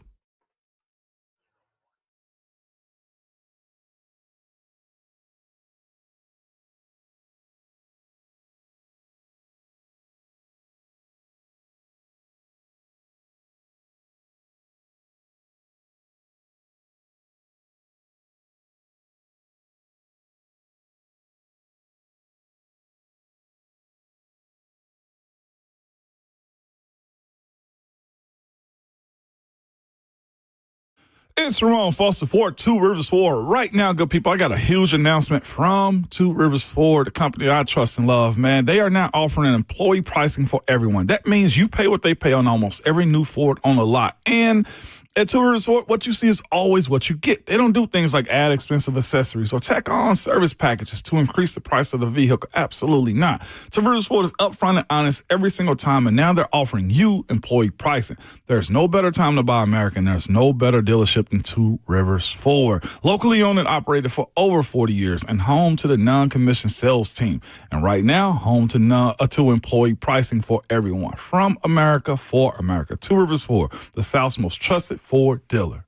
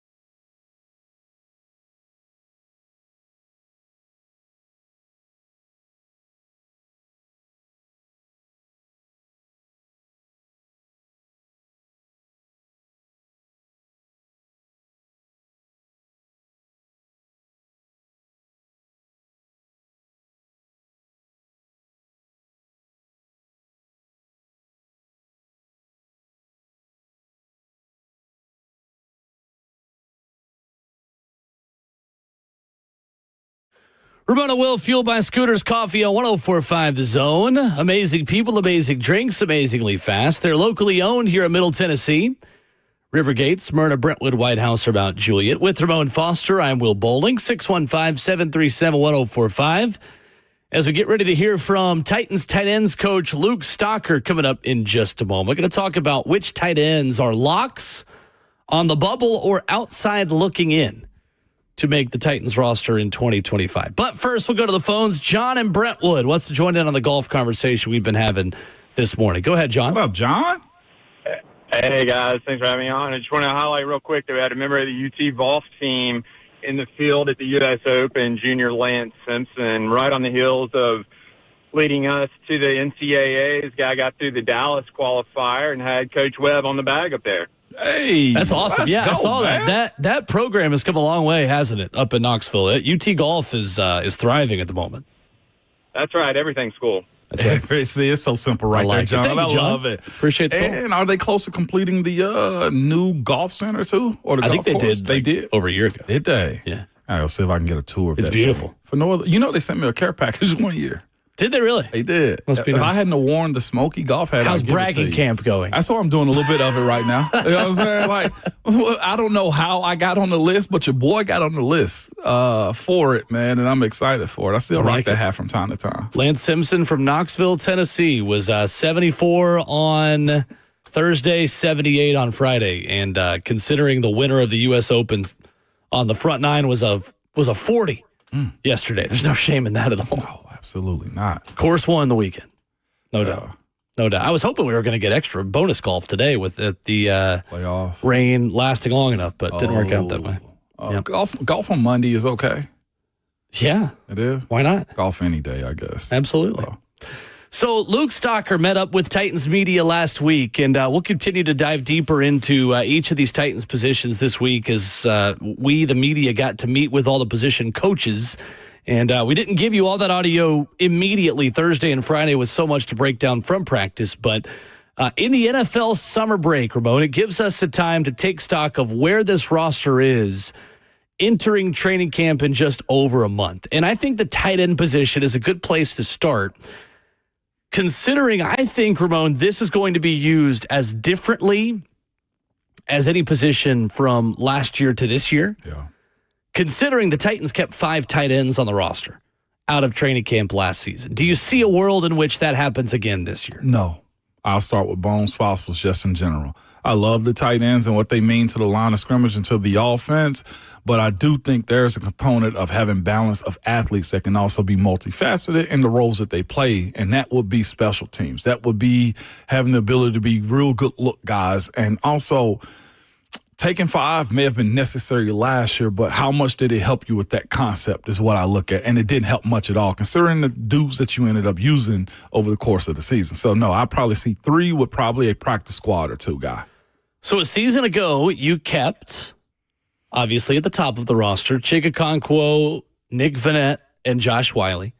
Nick Vannett, who was really the starter more so than anyone last season, and as many times as you needed an extra tight end to help block for your right tackle, it essentially made Nick Vannett a 12th starter or another starter, as much as they were in those 2 tight end sets, and even if they weren't in 2 tight end sets, just needed Vannett as the one tight end on the field to help out the offensive line. But you kept those 3 guys plus Thomas Odukoya and David Martin Robinson a season ago. Odukoya, the international pathway player out of the Netherlands, and David Martin Robinson, the undrafted rookie out of Temple. So Luke Stalker met with the media, former Vol, now Titans tight ends coach, one of the new assistants on Brian Callahan's staff in a full head of his position capacity. And he caught up with the media on a number of things, including the development of Gunnar Helm in a short amount of time and how this group takes the next step in 2025. As assistant coaches, that's kind of our job, right? To get these kids developed and understanding not only the system, but understanding the techniques and what it's going to take to have the success that they had in college and produce that same amount of production at this level. And that's what we're here for. That's what we're trying to do with these kids. And you see them making steps. You see them making steps. And now when we get back for training camp, the pads come on. That's real football, and that's really where hopefully you see that jump. I know it's a broad development, but like, if you had to boil it down to one key to developing Gunnar, what's maybe the key to that? Sure. Well, I think, when you get to this level, the complexity of the defense, it makes a big jump from college, right? These guys have been in similar systems for decades in some cases with guys, and so they know defense at levels that, some of us can't hardly comprehend, So him being able to recognize those things, understanding how defenses like to disguise, and then, how can that apply to him and what he's trying to get done in the play. And so the mental speed of the game, right, that's where it's going to jump out to him. And I think that as he goes, he's a smart guy. He's doing a really good job mentally being ready for practice, understanding what he's supposed to do in his assignment. And so as we go, I think that continues to grow for him, and it'll make leaps and bounds for him. I think Nick mentioned the other day that he had one of those days in practice recently where he kind of did, at least in Nick's eyes, kind of make that jump. He had a few catches, blocking assignments. Did you see that kind of jump yourself on that day? Yeah, so Gunnar, if you look back, he's flashed every day in practice. He's done some things good and every day. And there's also times where he's like, he wish he got to play back or wish he could have done something a little bit different with his execution. And that day happened to be, he had a really clean practice, right? So it wasn't up and down at all. It was consistently good across the board. And so if he can continue to stack those type of days together, he's going to like where he's at come September. We all will. Is it more mental, like you touched on there? Is the more of the challenge mental than physical? I think a little bit of it, it's not necessarily mental. He knows what to do, right? But understanding how to apply, put in context the things we're asking him to do, the techniques, right, and the execution of those type things. He knows what he's supposed to do in every case. It's a matter of, okay, how am I supposed to get it done in this case based on what the defense is giving me? Luke, what are some of the things you've seen from David Martin Robinson since he's got here for this year? Well, physically, he has every trait that you want. He's got the ideal size, speed, physical strength, right? And he's continued to grow his confidence more and more and more. And he's, sometimes I think he surprises himself a little bit with some of the plays he does and makes. Somebody I'm really happy with where he's at. I think he's done a lot of good things. I feel very confident in him and his ability to just put him in there. And any role that our room needs, I feel like he's capable of getting it done. So happy with where he's at. And with that room being so competitive, what are some of the things that he could do to set himself ahead of the group? I think as you get down in the depth chart of our room, it typically comes down to special teams, right? Which guys are the most, contribute the most in teams, how can they be available on game day? And then if they're available through teams on game day, then we'll find a spot for them in the game on offense. And they're all going to have their roles in that regard. And I think the more that they can do on offense, the more that helps us. Gunnar mentioned yesterday that there were some similarities of what he was being asked to do at Texas to what you guys are asking him to do here. Just how much has that helped him kind of hit the ground running quickly? I think it's been huge, and that was part of the evaluation process of him and understanding that he does have a lot of exposure to things that we're trying to do here when he at Texas, and that ideally you hope that would accelerate his growth, and I think that you're seeing that a little bit from our perspective, so it's been good. So that is Luke Stalker, Tennessee Titans tight ends coach, talking with the media last week at mandatory minicamp. A lot to break down there, Ramon, but I think first and foremost, how big of a priority is it for this team to utilize the tight end position more with a new quarterback in Cam Ward, who throws so much over the middle of the field and honestly is a pretty good fit for a good tight end in terms of what his skill set is? How big what it is? It's almost as if relieving the air in like a pressure cooker. Like the way you view the tight end position at times. Like I always say, they're the blanket to the quarterback and to the offense because they're always going to keep you comfortable. They're always going to be available to you, and they always are there. You know what I'm saying? That's the way the tight end position is too, and it honestly takes some of the stress off of the wide receivers that like to get down the field or the guys that have the best athletes guarding them on every single play with cornerbacks and DBs and safeties, right? That's the other side. If you got a guy that can be super dynamic as far as being able to break down linebackers, the bigger athletes in space because they know how to move, they know how to get open, they also are big enough, as we heard Luke Stalker speak about right there, Will, that is by far one of the biggest components to an offense is having a guy that can play that role, man. And when you got special ones that can get you 600 to 800 yards a year, that opens up the offense for everybody else, especially if, and I've seen them, this is always the first thing that they're told to do. How good of a blocker can you be in the NFL?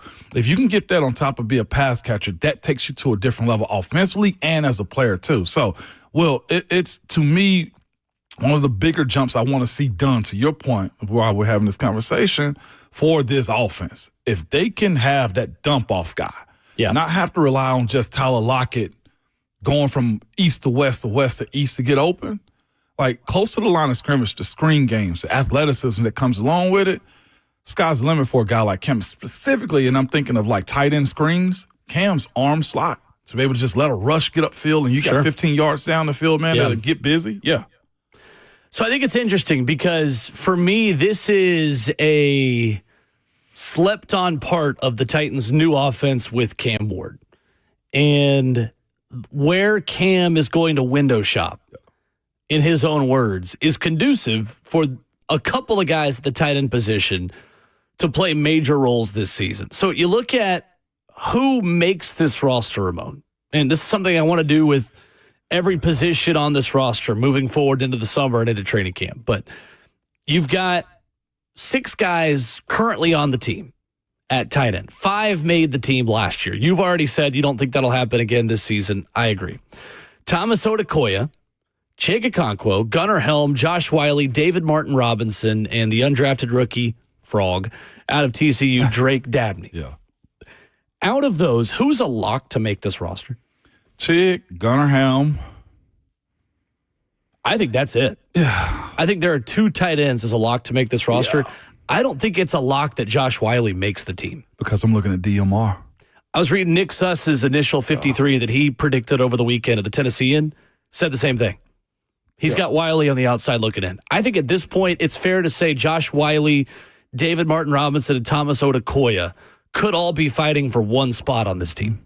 Mm-hmm. 3 actives is the way I look at it. And then you probably have 1 on practice squad, maybe 2 on practice squad with their bigger numbers that are available to them. And again, it's hard to predict a 53-man roster in the middle of June because preseason games are a major part of that evaluation process. Mm-hmm. And a single 100-yard game for any of these guys could be the difference in making it or not making it. Same with joint practices. One-on-ones against safeties and wide receivers are valuable, but Ramon, this is where I think the tight end position can make a difference this season. Titans were the 25th best red zone offense in the NFL last season. They were scoring 52% of the time on trips inside the 25-yard line. 24th, I should say. 24th in the NFL, not 25th. Defensively, they were 25th. That is where I think Gunnar Helm is a major, major difference maker for this team. And I don't think I'm underselling it. Watching this team practice, being at mandatory minicamp, and seeing how comfortable Gunnar Helm is in this offense. I said it a couple of weeks ago. I'll say it again. I think Gunnar Helm could lead Titans tight ends in receptions this year. I don't think that's that bold of a prediction. I wouldn't predict it to happen, but if I'm making a bold prediction for this offense, it's Gunnar Helm leading Titans tight ends in receptions. Not yards, not overall production, but just catches because of how much of a red zone target I think he could be. Chig Okonkwo last season had 2 touchdowns. Yeah. Josh Wiley had 1. Chig, 52 catches, 479, 2 scores, one of which was that 80-yard gain in Houston to upset the Texans. Yeah. That's not just your average red zone trip. That's an explosive play that Chig can create. That's why I think Chig still has a role within this offense. But you talk about the overall profile of what I think this team will want from the tight end position moving forward. I think it looks a lot more like Gunnar Helm than it does anyone else on this roster. It does. And I think there's a world also where you can have both of them be very productive. But to your point, the ability to be able to free yourself up and be good in space. And not just that, too, but the blocking component. If Gunnar can get that, Gunnar Helm as a rookie can get better blocking than what Chig is at right now, then he's going to find himself, to your point, Will, on the field a little bit more. There's a payoff for coaches that know that you do the dirty work at those types of positions. Because to be fair, Chig in the last couple of years has had over 70 targets. Yeah, he had 70 targets last season. The year before that, 77, right? And that's where it plays a part. It's the consistency of his play. I feel like at times his ability to get open or the ball not spinning out of his hand. Or just catching it, right? Exactly. And not fumbling. Like Luke Stalker, the tight ends coach for the Titans, brought this up too, that lets you know that there's an excitement about a guy like him. It's like Gunner's had flashes in practice. Flashes. We've seen it. As a rookie, yes, absolutely. Flashes as a rookie is what gets you on the field. Doing the dirty work, he said, being able to handle how am I gonna block this guy versus this defensive front? How am I gonna get open against the way I'm leveraged inside or outside? Does he understand those things? If he can catch up to that, and they are correlating to what Gunnar Helm did at Texas, versus what he can do for the Titans in this offense. I see your point because he's big. He's the ideal size, but that also plays a part in this offense of being good at the line of scrimmage too. So the other part for me, we're speaking about the two locks on this team being Chig and Gunnar Helm, barring injuries and anything else. I will say this too. David Martin Robinson's ability to get open, that dot that he got from Cam Ward on Thursday was what Luke Stalker speaking of. I would almost will to this point put DMR as 3 if I'm picking one right now. I don't think you're wrong. Yeah. I don't think you're wrong. The worst part, too, if you look back, I always tell folks, like, to make it into a league and not be a reserve guy, be bouncing around, within your first 2 years, you got to either make an amazing amount of starts or plays.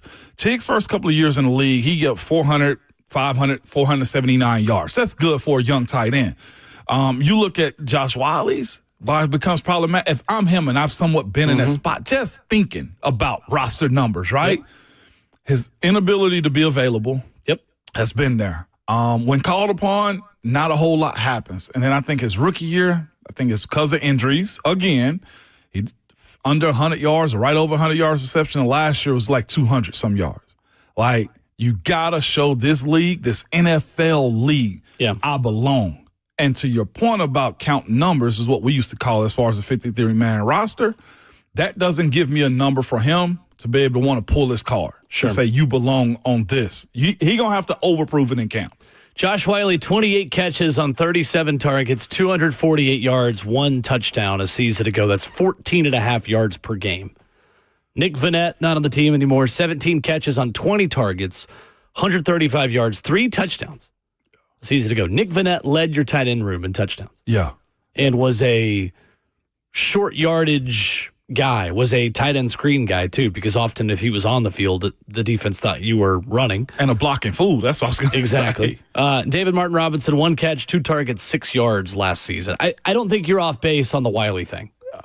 I think Josh Wiley, if we were ranking players with most to prove, moving forward into training camp, is up on that list. Here's where I think Gunnar Helm is, though. I think in terms of the new rookie pass catchers for Cam Ward, in terms of how far ahead each of those guys are, I think he's probably second on that list behind Elikiah Manor at this point. I would agree. Because I think this team is still waiting on Chimere Dike to show that level of consistency and show that level of speed and explosiveness that we saw at the Combine, that we saw last year at Florida.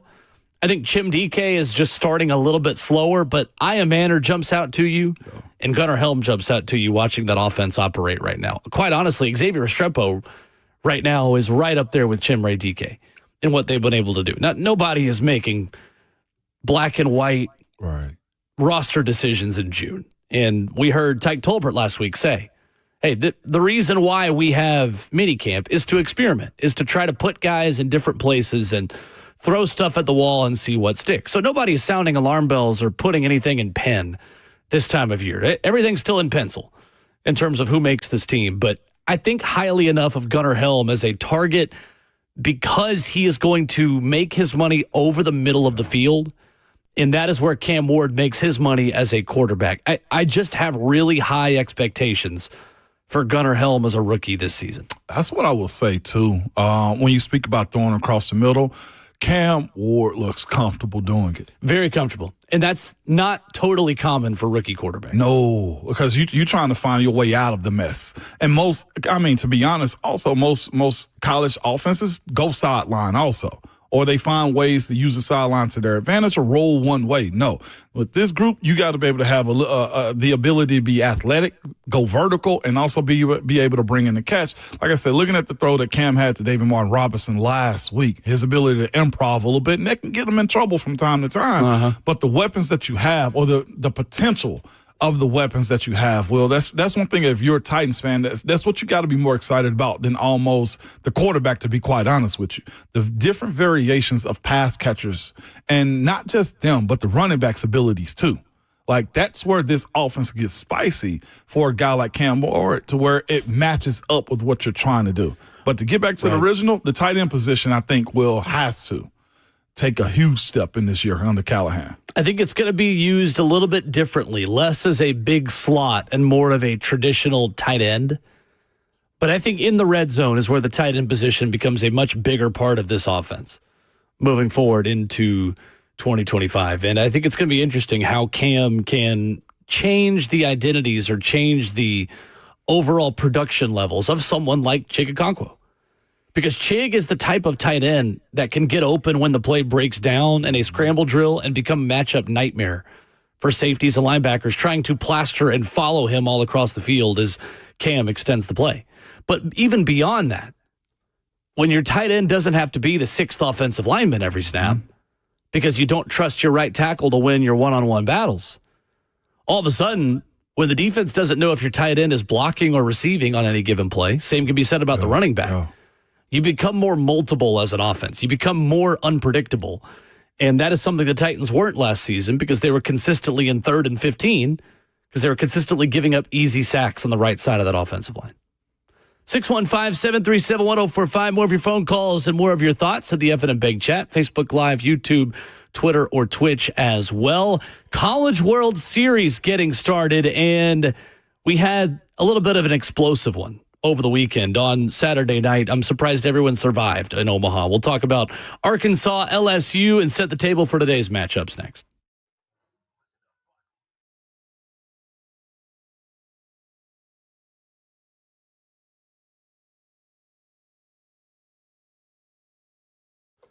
Hey, it's Will Bowling for my friends at Nolensville Road Auto Mart. Look, if you have been looking for a vehicle, looking for that new car for the new driver in your family, maybe you're just new to town and you need a place to trust, I want to tell you about Nolensville Road Auto Mart. They are the best buy here, pay here in the market for a few simple reasons. First of which, they've been doing business in Nashville for 61 years. These guys are Nashville natives. Nolensville Road Auto Mart only sells clean title cars under $12,000. So check them out. Nolensville Road, close to Thompson Lane. They're going to get you in and out in an hour or less. Trust me, these guys do business the right way. 615-242-1279 is the number.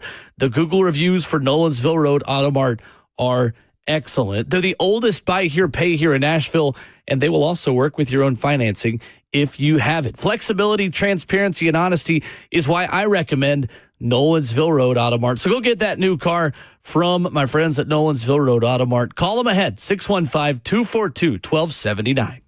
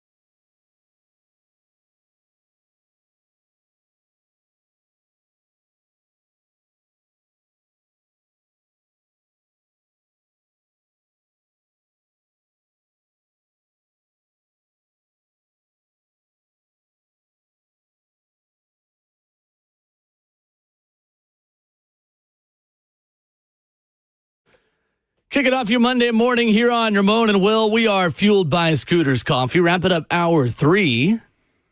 615-737-1045. Oh, Arkansas. Did it again. Got all the way to Omaha, and then, well, Arkansas baseball happened. 4-1, LSU getting the win on Saturday night over their longtime SEC West rival, the Tigers, 3-0 in the second. That is all that they would need as the bats went quiet. Ramon Foster for Arkansas over the weekend. Kate Anderson with a gem for the Tigers. And today at 1, Arkansas, Murray State, looking to keep their season alive. Murray State battled the other night, too. They sure did. That game was a whole lot more uncomfortable for the other side than I think they wanted it to be, man. But Arkansas in general, they got a show. It's too big, I will say, of a program. It's got so much history as it pertains to what they do before Omaha, and to get there, Will, that they got to close the door eventually at some point on this. It's hiccup that they have on their record, man. Dave Van Horn's run out of time. Yeah, and you hate to put them on a clock like this. Not a young man anymore. There's a lot of resources that go to Arkansas for the baseball program. Heck, you look at the doggone facility, it rivals some, AAA. It's nearly major league level, the facilities and the investment they have in baseball. And what he doesn't want to happen, Arkansas's coach, is this. You don't want to have that record start playing where people get tired of listening to it. And at some point, it's there now. They'll find a guy, and I mean, hands off Tony V, right? Essentially. But this is what happens in those moments where fan bases get tired of the same message, and then they try to find the new young hot guy. And I feel like that's kind of what Arkansas is, because the players are there. And sometimes it may go down to the style that they're playing or the era that their coach is coaching in. That becomes problematic. Yeah, the players are always there. Yeah. This is what they do. And granted, LSU is a tremendously difficult draw. They took a step back to move forward. I think LSU is the favorite to win the national championship now again, with what Jay Johnson has going on and Kate Anderson. But do not overlook the Chanticleers of Coastal Carolina, winners of 25 in a row after a 6-2 win over Oregon State last night. Beavers unable to score runs against a terrific Coastal Carolina battery who is lights out at the moment. One win away, Coastal Carolina, from the finals of the College World Series. Oregon State gets a rematch with Louisville tomorrow for the right to play Coastal again for a chance at the championship series. And I think they are probably the second best team at this point. I mean, to me, it feels like LSU or Coastal Carolina. I would take those two against the rest of the field that is available. UCLA, LSU tonight at 6 o'clock on ESPN. Murray State, Arkansas is at 1 o'clock on ESPN. Man, I was actually listening on the radio a little bit of it because I couldn't watch it yesterday. And the word they kept using for Coastal Carolina, cruising. Like, the broadcast had almost nothing to talk about because Coastal had just swarmed. Workmanlike. Swarmed. I mean, there was nothing that they could do yesterday, man. So shout out to Coastal, man. Arizona's eliminated, Pac-12. Arizona is out. Well, they're not Pac-12. They're Big 12. There's only two teams in the Pac-12. Yeah. Half of the conference, though, made it. Oregon State. They did. Still going strong. They did. So 50% of the Pac-2.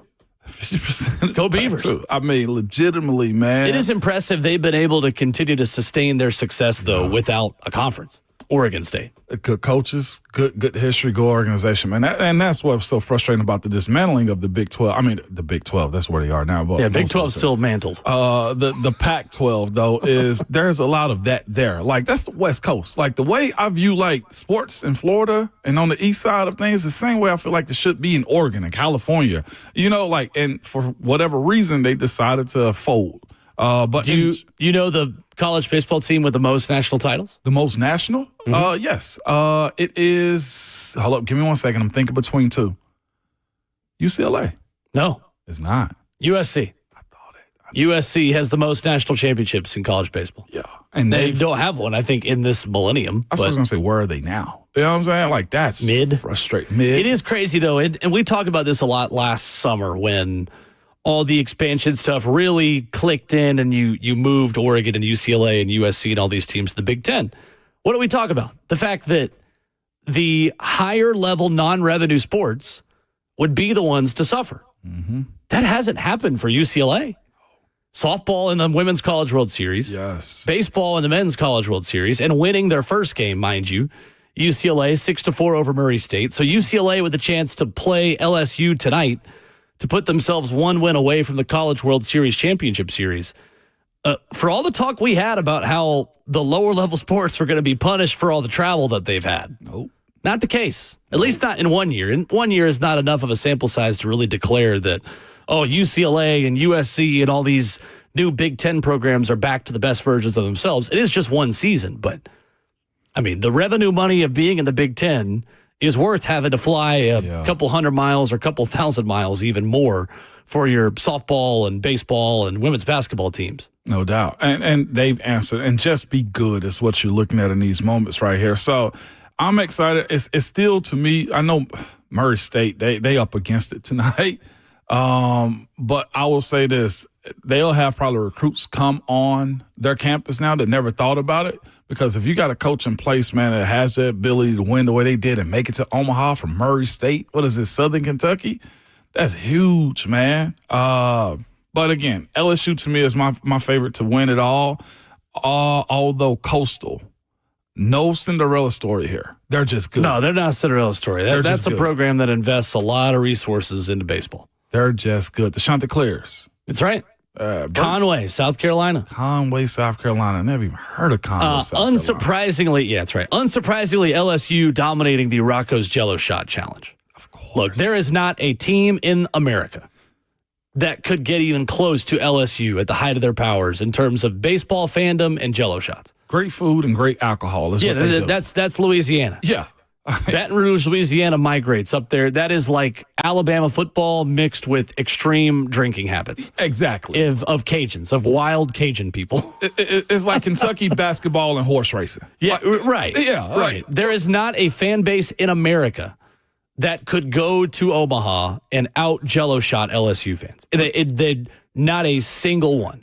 Not a single one. I mean, why is there a competition at that point when it's LSU? I know, just shut it down. Well, they're just competing against themselves. To be quite honest with you. No, this is as real as it gets, though, Will. To be quite honest with you. Next time, hopefully, the Vols make it. I'm going to try to make it over there, that one. Well, I might take a vacation a day or two on you, man, just so you know. Next time the Vols make it to Omaha. Okay. Can I go? I will say this, though. yeah, you can roll with me. Absolutely. We're broadcasting there if we have to. Sure. But also, with that being said, watching what LSU has done, because they took a step back, I feel like, last couple of years. They lost the regional last year. And now they're right back in it. Right back at it. Just some programs just do. Defensive standout Garrett Wright signing with Tennessee out of the transfer portal yesterday. Some good news for Tony Vitello. Bowling Green catcher, who was second-team freshman All-American by perfect game a season ago, the MAC Freshman of the Year, the MAC Defensive Player of the Year this past spring. He reached safely as a sophomore in 52 of his 54 games. Mm-hmm. The only player in the MAC with an OBP higher than 500. He will be a Tennessee Vol next season. That's insane. Big-time addition for Tony Vitello. And by the way, shout out to my brother Renardo and his Louisville Cards. They were down 3-1 and came back and rallied yesterday. Came back and beat Arizona. Eliminated Arizona. Yep, still in it. By the way, they got a guy on their team by the name of Eddie King Jr. Okay. That's significant because of the 5 Heartbeats movie. I'm going to have to put you up on it when we take a road trip, man. But Eddie Kane is the name. Fair enough. It's fascinating. His parents' name, Eddie King Jr. You know I've seen no movies. I got you. Don't trip. Know this about me. Don't trip. 615-737-1045, our number. Brian Rice joined us earlier this morning. If you missed it, some interesting comments and interesting thoughts on Joey Aguilar and the Tennessee Vols offense taking a step forward in 2025, and we'll do that next.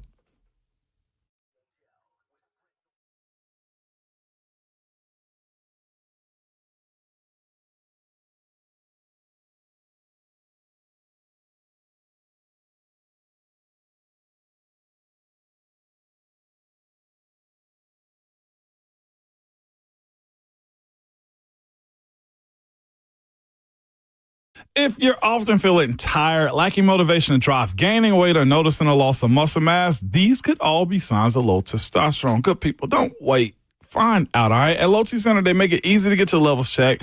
And it's just a simple test. And with their on-site lab, you get your results back right there. Low T Center is not a typical doctor's office. Their physicians specialize in treating low T with testosterone replacement therapy, or TRT, for each patient. The experts at Low T Center have over a decade of experience helping patients, and super important right here, their personal treatment plans are optimized for each patient. These aren't just basic standard treatments. For their current patients, Low T Center offers you a $150 referral credit for each new patient that you refer. And also at Low T Center, you can also get your health evaluated for treatment with prescription GLP-1 weight loss medication. So get back to your best. Go to lowtcenter.com to book your appointment today. That's lowtcenter.com. Low T Center, reinventing men's healthcare.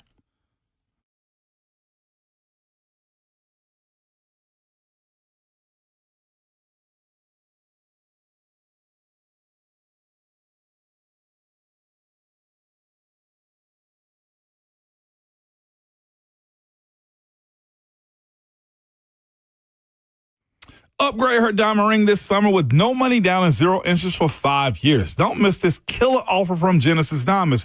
5 years, 0 interest financing till the year 2030. Not just on engagement rings either. It's also earrings, bracelets, bands, colored gemstone jewelry, pre-owned Rolex watches. Buy now, pay nothing down, and spread your payments over 5 years with 0 interest. So that $5,000 gift comes out to just about $85 a month. And that luxury pre-owned Rolex starts at only $150 a month. This is an insane offer from the jeweler that is always finding ways to bring you more value. All GI certified diamonds are also included in this.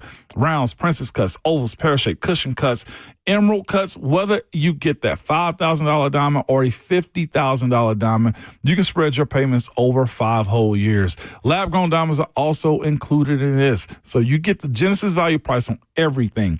Pay 0 down and spread your payments over 5 years. But hurry, this is a limited time offer and the sale ends June 30th and will not be extended. Genesis Diamonds are located in Green Hills and Cool Springs.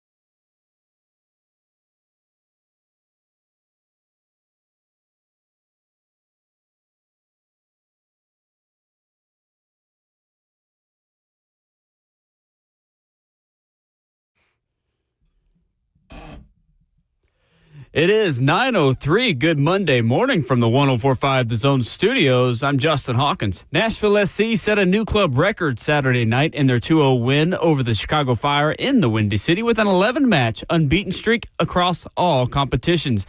Nashville currently sits in third place in the Eastern Conference with 32 points and 4 points behind the first place Philadelphia Union, who have 37 points. In the NBA Finals tonight, Game 5, Oklahoma City Thunder is the 9.5-point favorite over the Indiana Pacers as the Thunder look to take their first lead of the series. Game 5 is pivotal as teams that win Game 5 of a 2-2 best-of-7 series go on to win this series 82.8% of the time. Tip-off tonight is at 7:30 p.m. Central Time on ABC. And in baseball, Los Angeles Dodgers pitcher Shohei Ohtani is making his return to the mound tonight against the San Diego Padres. Ohtani is expected to start for the first time in 643 days when he had elbow surgery back in September of 2023. However, the three-time MVP has been in the lineup this season, but as a batter. Ohtani is batting .290 with 25 homers, which leads the National League, 41 RBIs and 11 stolen bases in the leadoff spot. For all your foundation repair and waterproofing needs, you've got to go to USSTN.com. Breaking news at once on your home for the Titans and Vols. This is 104.5 The Zone.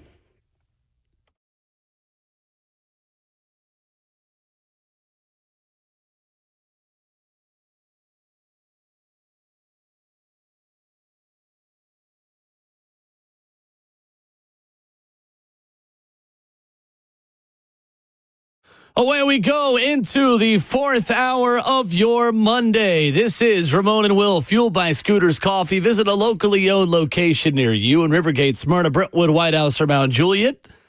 Amazing people, amazing drinks, amazingly fast. Ramon Foster, Will Bowling, Justin Hawkins, 615-737-1045. And we give you the number because in 15 minutes it is time for the Monday Roast here on this Monday morning. Beautiful Monday.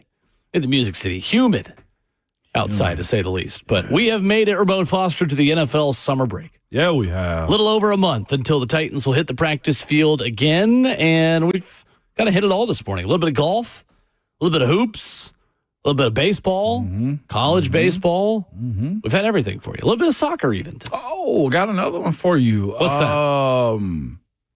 Shohei Ohtani. Yeah. Hits the mound tonight, too. That's right. If I got some time on my hand, I'm tuning into it. Absolutely, as you should. I was watching last night. The Dodgers won. Shout out to our guy, Jimmy. He was Jimmy Wyatt, big Dodgers fan.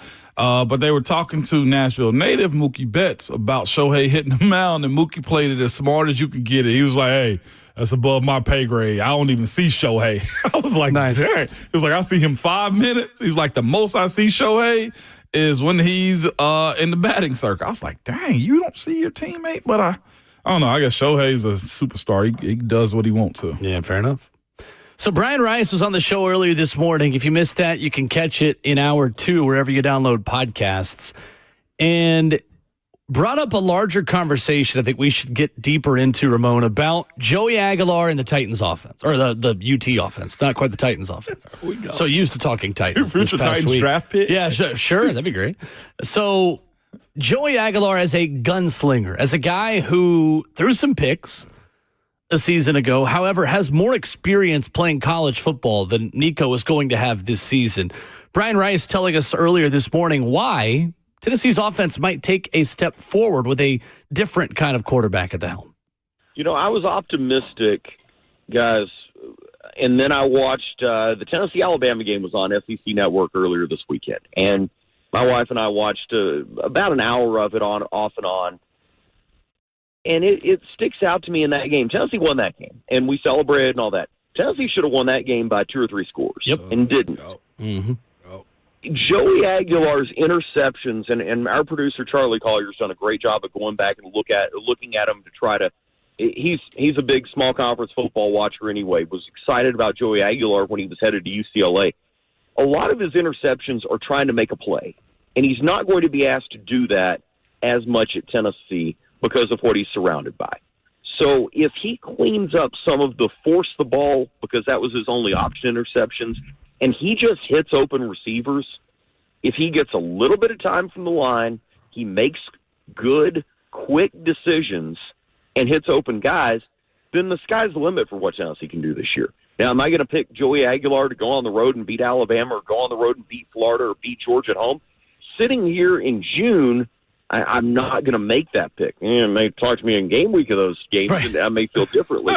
but I think he has a very high ceiling because you expect Josh Heupel and Joey Halsley and Seth Littrell, who's coming from Oklahoma, to be working with him. I think the offense will be a little more simple at the beginning of the year than it will be at the end of the year, and that worries you because Georgia's so early. But if he's hitting open receivers and eliminating some of the mistakes that I think were because they were his only option when he was at Appalachian State, I think you have the opportunity for the rest of this talent on this roster to elevate him and for him to eventually elevate them and be a 9-3 kind of floor for this football team. And if he overachieves a little bit, then you may be talking about being back where you were last year. So that was Brian Rice with us earlier this morning. Again, Zone Podcast Network, if you missed that entire discussion. Ramon, last season for Joey Aguilar at Appalachian State, 3,003 yards, 23 touchdowns, 14 INTs. That's a year removed from 3,700 yards, 33 touchdowns, 10 interceptions in 2023. Do the interceptions move the needle for you? Are they a big concern for you in this Tennessee offense? It can be if they are a part of his play in totality, but that hadn't been that hadn't been the case for him. And this offense specifically, I don't think so, because the ball is going to go where it's supposed to go every single time, right? And there, with a guy like him, his ability to improv, I think, is probably the biggest part. And to be quite honest with you, I'll pass it back to you, I don't think he cares about his body as much. What I mean by that, his ability to run and extend plays. I think we saw a little bit of, and you're supposed to at quarterback. I don't want you to be a linebacker or a running back out there. I think his ability to just be a free spirit in how he plays football, yeah, I can see that being the case. This is such a longer conversation. We might have to revisit this one in a longer second, because to me it's always a sight unseen with college quarterbacks too. What I mean by that is I don't trust as much college defensive coordinators as much as I do NFL ones because of the hashes, because of the age difference, and because of what we're just speaking about right now, the experience. You have a guy like Joey Aguilar can just jump onto the scene, Will, and become a guy just because he don't give a crap. Sure. I agree. And I think in a Tennessee offense that schemes guys wide open, if you are accurate enough to hit wide open receivers, Josh Heupel can turn you into a, at the very least, good college quarterback. Yeah. Joey Aguilar is not as talented overall as Nico Iamaleava is. No one is trying to rewrite history to say that we'd rather have Joey than Nico. That's not what I'm saying. If I were given the choice, I'd rather have Nico Iamaleava be Tennessee's quarterback. No questions asked because of his higher ceiling. Mm-hmm. That being said, though, that is counting Nico to take a big step. Joey, as what he already is, I think could lead Tennessee to 8 or 9 wins this season, because Joey Aguilar can hit open receivers because he's not afraid to throw the football when those receivers are open. Mm-hmm. To me, Joey Aguilar is not even number 1 or 2 on my list of concerns about the Tennessee offense. Number 1 is how you're going to replace Dylan Sampson's production. And not just at the running back position, but last season, we quickly forget how much Dylan Sampson just saved Tennessee from awful halves and awful games where when in doubt, give it to Dylan. When in doubt, give it to Dylan. Dylan Sampson was the identity of the Tennessee offense last season. And that was with veteran wide receivers and Brew McCoy and Squirrel White and Dante Thornton, who had already established a connection with the quarterback, and they knew what they were doing. Were they good enough to win you a game in Columbus? No. Were they good enough to get you to a playoff game? Absolutely. So Tennessee's wide receivers and running back, and starting a freshman right tackle. I don't care if he's the number 1 player in the country. He's still a freshman right tackle. That's my biggest concern. In David Sanders. Like, I'm never going to get overly concerned about a Josh Heupel quarterback, because I think Josh Heupel can turn a middle-of-the-conference quarterback into a great quarterback just based off of his system. I don't think it's that crazy to say that Joey Aguilar is not close to my biggest concern about this offense right now. No, he's not. Mine is right tackle.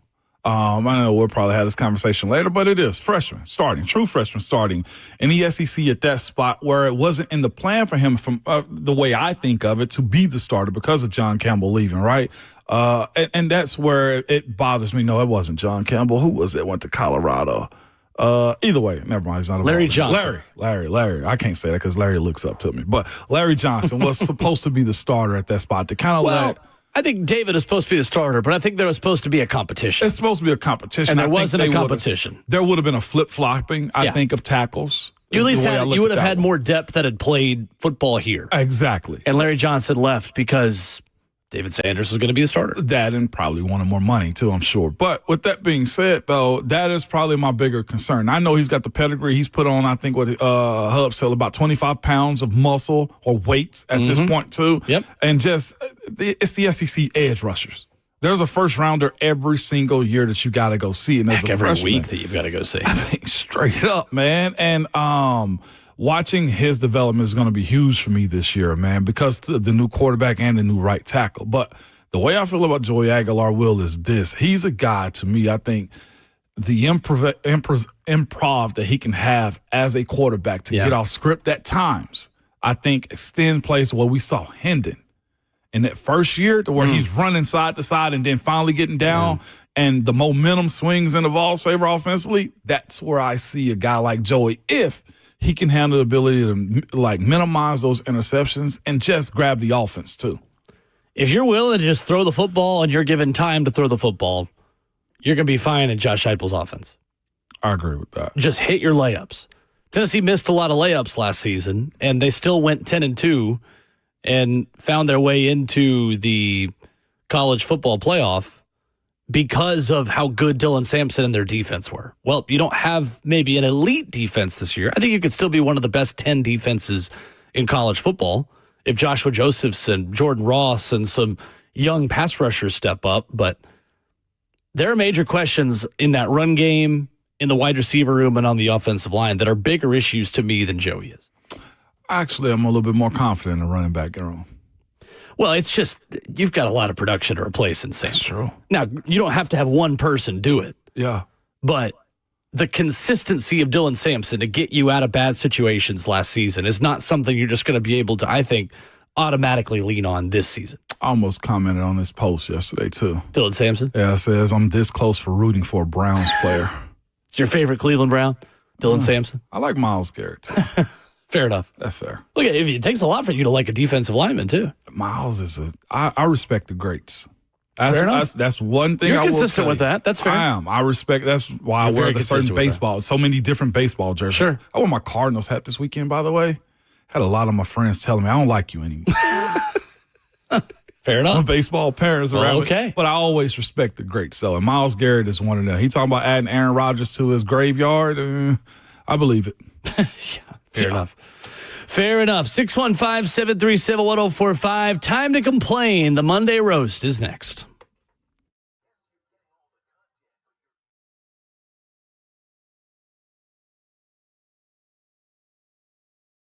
It's Ramon Foster, Hill of Plumbing, Heating, Cooling, and Electrical. Good people, nobody wants to deal with a plumbing, HVAC, or electrical emergency. I know this, man. I've dealt with them myself. Most of the time, you don't even know what it's going to cost or if it'll get fixed right or if somebody's just trying to sell you something you do not need. When you call Hiller, their experts are going to solve your problems quickly. And the price you're told is actually the price you'll pay. There are no hidden fees or surprises on your bill when you get them. Absolutely not. Also, their techs are professional, experienced, and trustworthy, and they're all background checked and drug screened too. And cool part, when they're on their way, you'll receive a photo of that tech and a link to track them in real time. So there's no more wasting time while you wait around to get the stuff fixed in your house. The motto is this, and this is why I trust Hiller so much. Happy you'll bill, the service is free. 100% satisfaction is what they guarantee every single time. And that's why they've been here and in business for over 35 years, and they're family owned and operated. Listen to me. If you have any issue around your house, whether it be the HVAC, the electrical, or anything, right? Reach out to the company I trust. You can book them at happyhiller.com.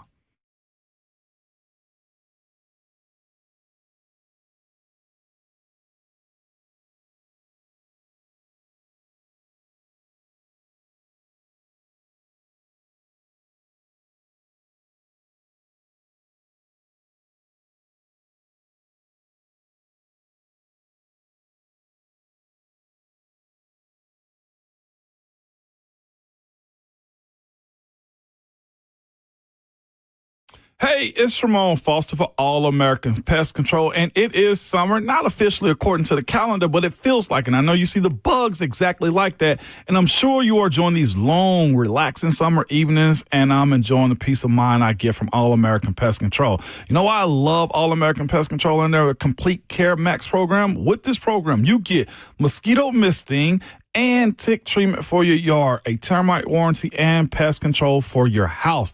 All American Pest is easy to work with. I feel confident that they know what they are doing. I really like their friendly team that they have, too. They're local, man. I've met the owners. They're phenomenal. You can check out their 5-star reviews if you do not believe me, or if you don't believe the Complete Care Max program that they have. It is the best. I have it as one of the best things you can do to enjoy your backyard and just the summer in general. Listen, to book with them or to learn more about them if you have to, visit yuckbugs.com. That's yuckbugs.com.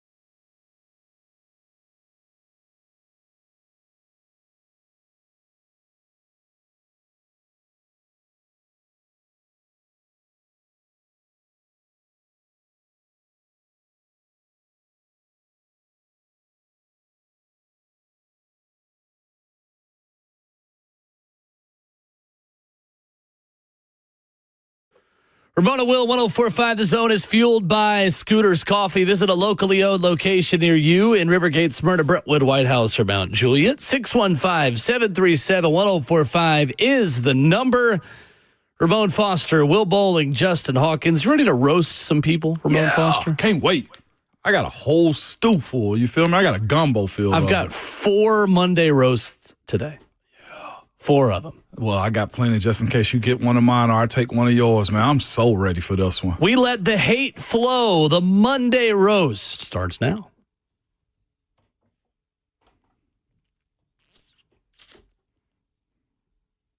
Mm-hmm.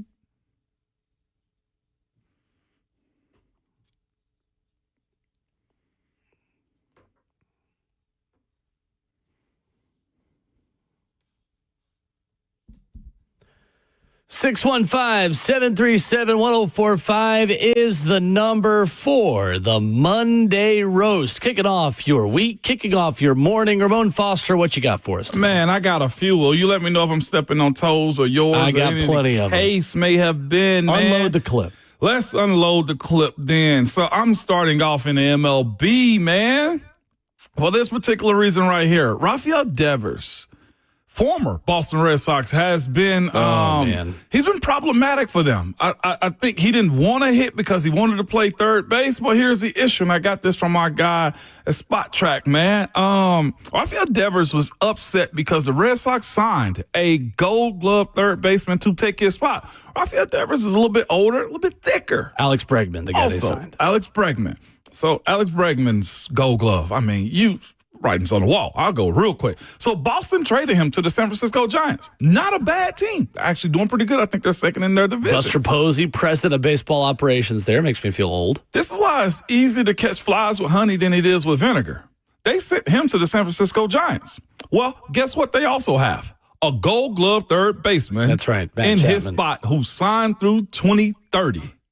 Rafael Devers. Sometimes it's cool just to be a DH, collect the bag, and move out the way, my brother. You are in a similar situation with higher taxes in San Francisco right now. Boom, roasted. Boom, roasted. Well, at least he's not a contender. That is a crazy trade for Boston, who just consistently gives up their homegrown players left and right. And now you've got former World Series champion teammates, Mookie Betts and Rafael Devers, who are on opposite sides of the second best rivalry in the sport of Dodgers-Giants. Insane, man. Also, in this one, it's a little sketchy, but I'm going to throw it in there anyway. Okay. Wyndham Clark. Oh, man. Crash out, huh? The guy is a ticking time bomb. Do you have this one, too? Yeah. No, I did not have this on my list, but I am familiar with what happened. Wyndham Clark has been allegedly, I'm not sure if it's 100% true, banned from Oakmont Country He's Club. not been banned from Oakmont. Not been banned. But he did, smash a locker. And apparently golfers supported him. It's like, this has happened before. This happens because... He's got a temper. He's got a temper. Bro, check yourself. The images that I saw of the locker room where he clubbed, I guess, lockers and broke stuff. Yeah. And he had a crash out moment for a course that kicked everybody butt, man. Wyndham Clark, bro, be cool. Boom. Roasted. Yes. Yeah, it was not great. He also destroyed a tee marker with his driver. Yeah. And that was on film. So there's no doubt he's got a temper. He had a day, is what you would call that. And everybody's due one. I got one more before I pass the ball to you two fellas, man. Will, you mentioned it last week, man, as it pertains to Kentucky. Okay. Vince Morrow was poached by the Louisville Cardinals football program to be their GM, basically. So what does Vince do when you get a new job? It's just like all of us, right? We go on this media spin of having conversations with people. He goes on a Louisville radio show, and he says this right here. Sometimes I haven't had much to sell at Kentucky in certain years and still brought in 4 stars. But this is easy. This is going to be real easy to sell as it pertains to him being at Louisville. The GM of Louisville football. Oh, Kentucky. You can go ahead and hit the boom roasted on them, J-Hawk. Boom, roasted. Because if this is your mainstay that Coach Stoops has had in Kentucky, speaking about what it is in Lexington, this is probably the beginning of the end for Coach Stoops. And I hate that because he's done a lot there. I agree. When you have a guy leave like Vince Morrow to speak that ill of you, Kentucky, it ain't just me talking about y'all or me saying Kentucky and all those types of things. This is one of your mainstays for over 12 years in Kentucky. You say there wasn't much to sell in Lexington, and I still got 4 stars there. Y'all better do something, man. Boom, roasted. Yeah, Boom, it is a difficult thing right now for the Kentucky football program. I think Mark Stoops' best days are already behind him there. Yeah. And I think their fans are going to quickly realize what they had when they do run him off. Yeah. Because at the end of the day, it is still Kentucky football. And he was on social media pushing back on him. I'm sure. Yeah. I don't doubt it. That's tough, man. Justin, what you got for us this morning? I've got 2 for you guys. Let's start off with something that just grinds my gears on Twitter, and that's these aggregate NFL Twitter accounts. I'm so tired of. Yeah. I hope I pronounced their name wrong because I don't want them to get the credit. It's Dove Kleiman. Oh, the worst. And, he's muted on mine. I have tried. Outside of unfollowing, like they always pop up on the timeline, and I'm just tired of it. Hyping up Shadur Sanders, and I don't even know if it's crazy. It's almost too sexual to say on the air with some of the stuff that he says about how Shadur Sanders fits the best footballs in the tightest spaces. I did see that. And can we stop?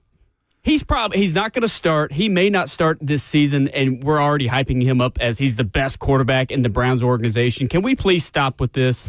Boom. Roasted. It is crazy. Dov Kleiman and Ari Myrov are the 2 biggest culprits. Ari's better of stealing other people's work and putting it out as their own work. The ML football or whatever it's called. ML football is up there. Yeah. Friends don't let friends follow Dov Kleiman. It's ridiculous. The amount of stolen work that are on channels like that of hardworking people who are actually boots on the ground doing the job. Well, that or we can go to Keon Coleman, the Bills wide receiver, who was playing in a celebrity basketball game, and he scored, I don't know, 50, 60 points. He just says, he could easily play in the NBA. No, he can't.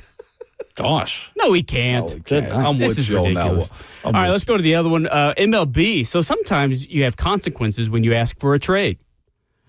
Milwaukee Brewers pitcher Aaron Savale asked for a trade, and you know what? He goes to the Chicago White Sox. Yeah, get ready to learn White Sox, Sometimes when you ask for a trade, you don't always get what you want. No. The Chicago White Sox are the second worst team in the MLB. So you know what, Aaron Savale? Boom. Roasted. Yeah, in most years they would be the your worst. Mouth shut. The Rockies are the worst team in the history of baseball, even though they beat the Braves yesterday. 10-1. That's tough. No, I saw that. I laughed out loud. At least the Pope cheers for him now. That's true. Pope Leo, big Aaron Savale fan.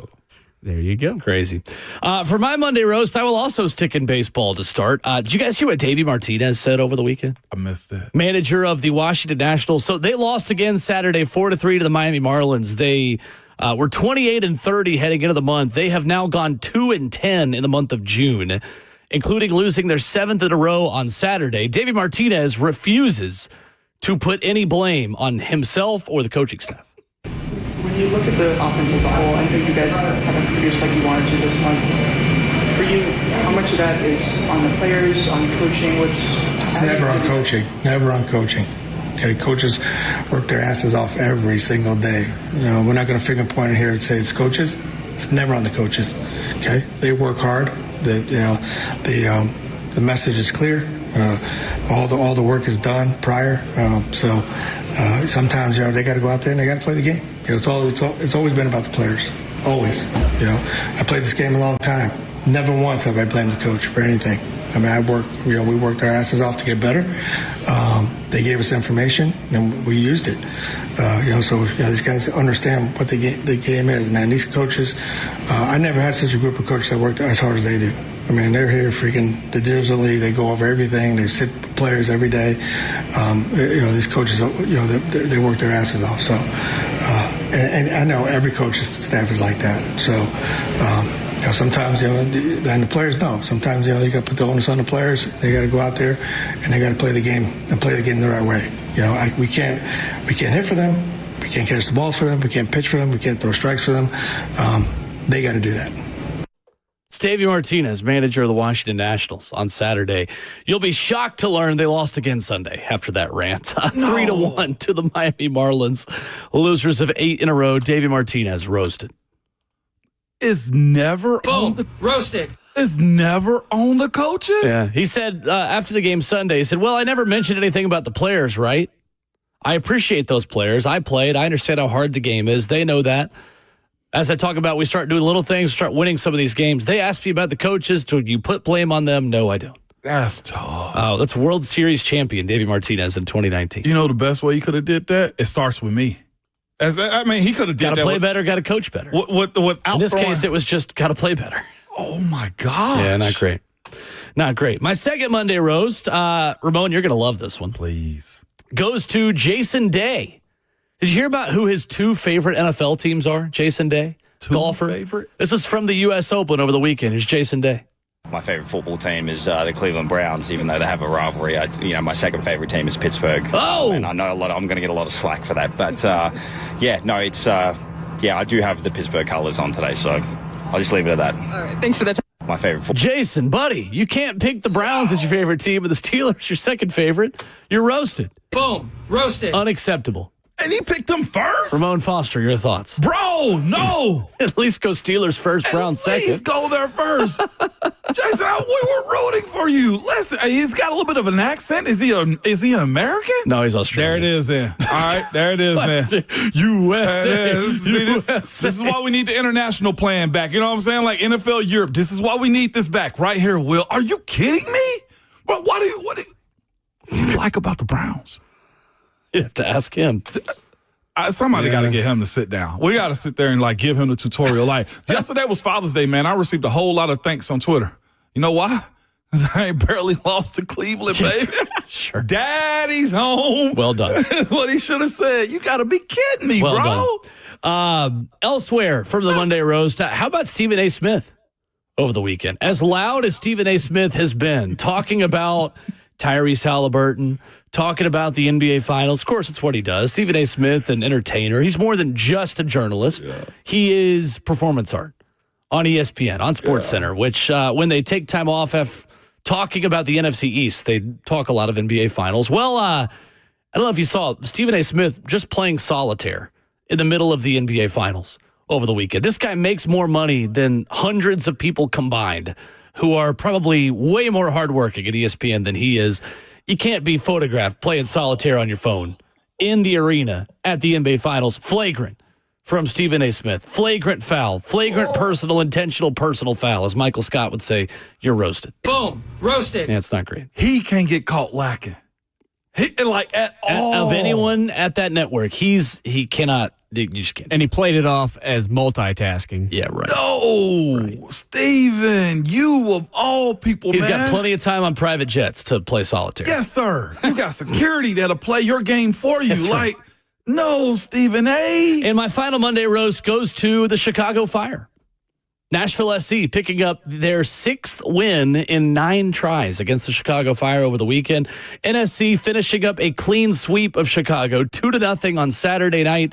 Nashville outscored the Chicago Fire 9-2 this season. Hani Mukhtar with another goal. Sam Surridge scored 5 goals in 2 games against Chicago, who had to wish Nashville SC a happy Father's Day yesterday as well.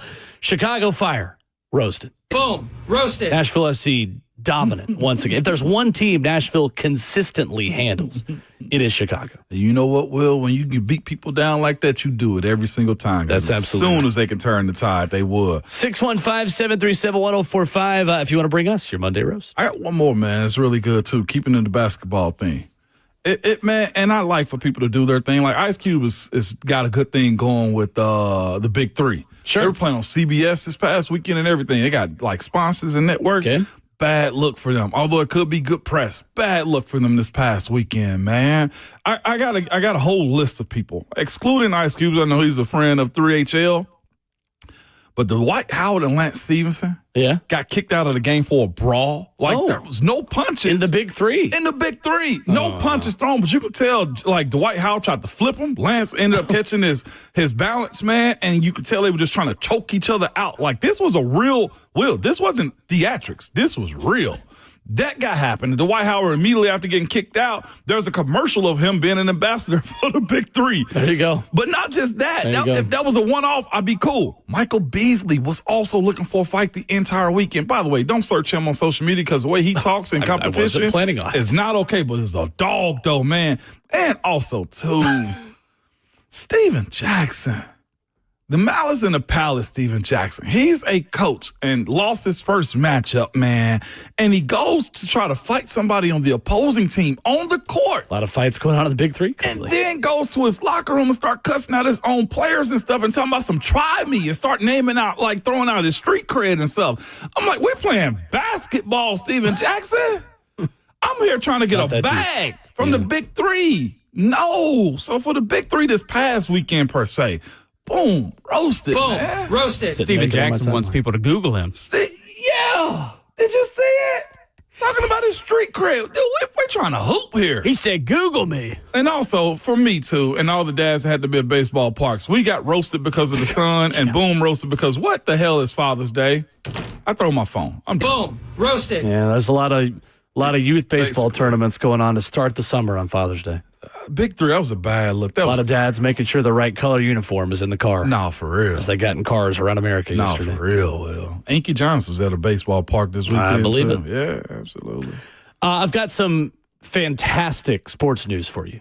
Don't tempt me with it. There is an athlete making a triumphant return in the world of sports in the next couple of weeks. Officially announced in the last half hour. We'll talk about that next.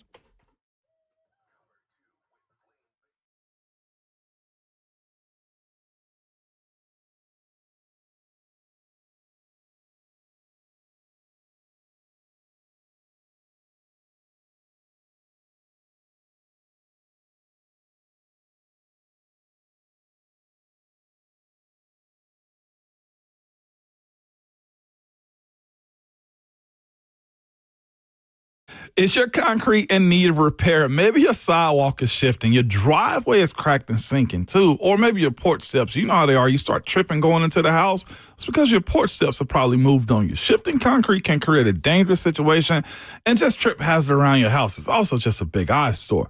Whatever is going on with your concrete, call United Structural Systems. Ask them about the polyurethane foam injections. And you've heard about USS for a long time too. It's the same company that's provided superior foundation repair and waterproofing to Middle Tennessee since 1994.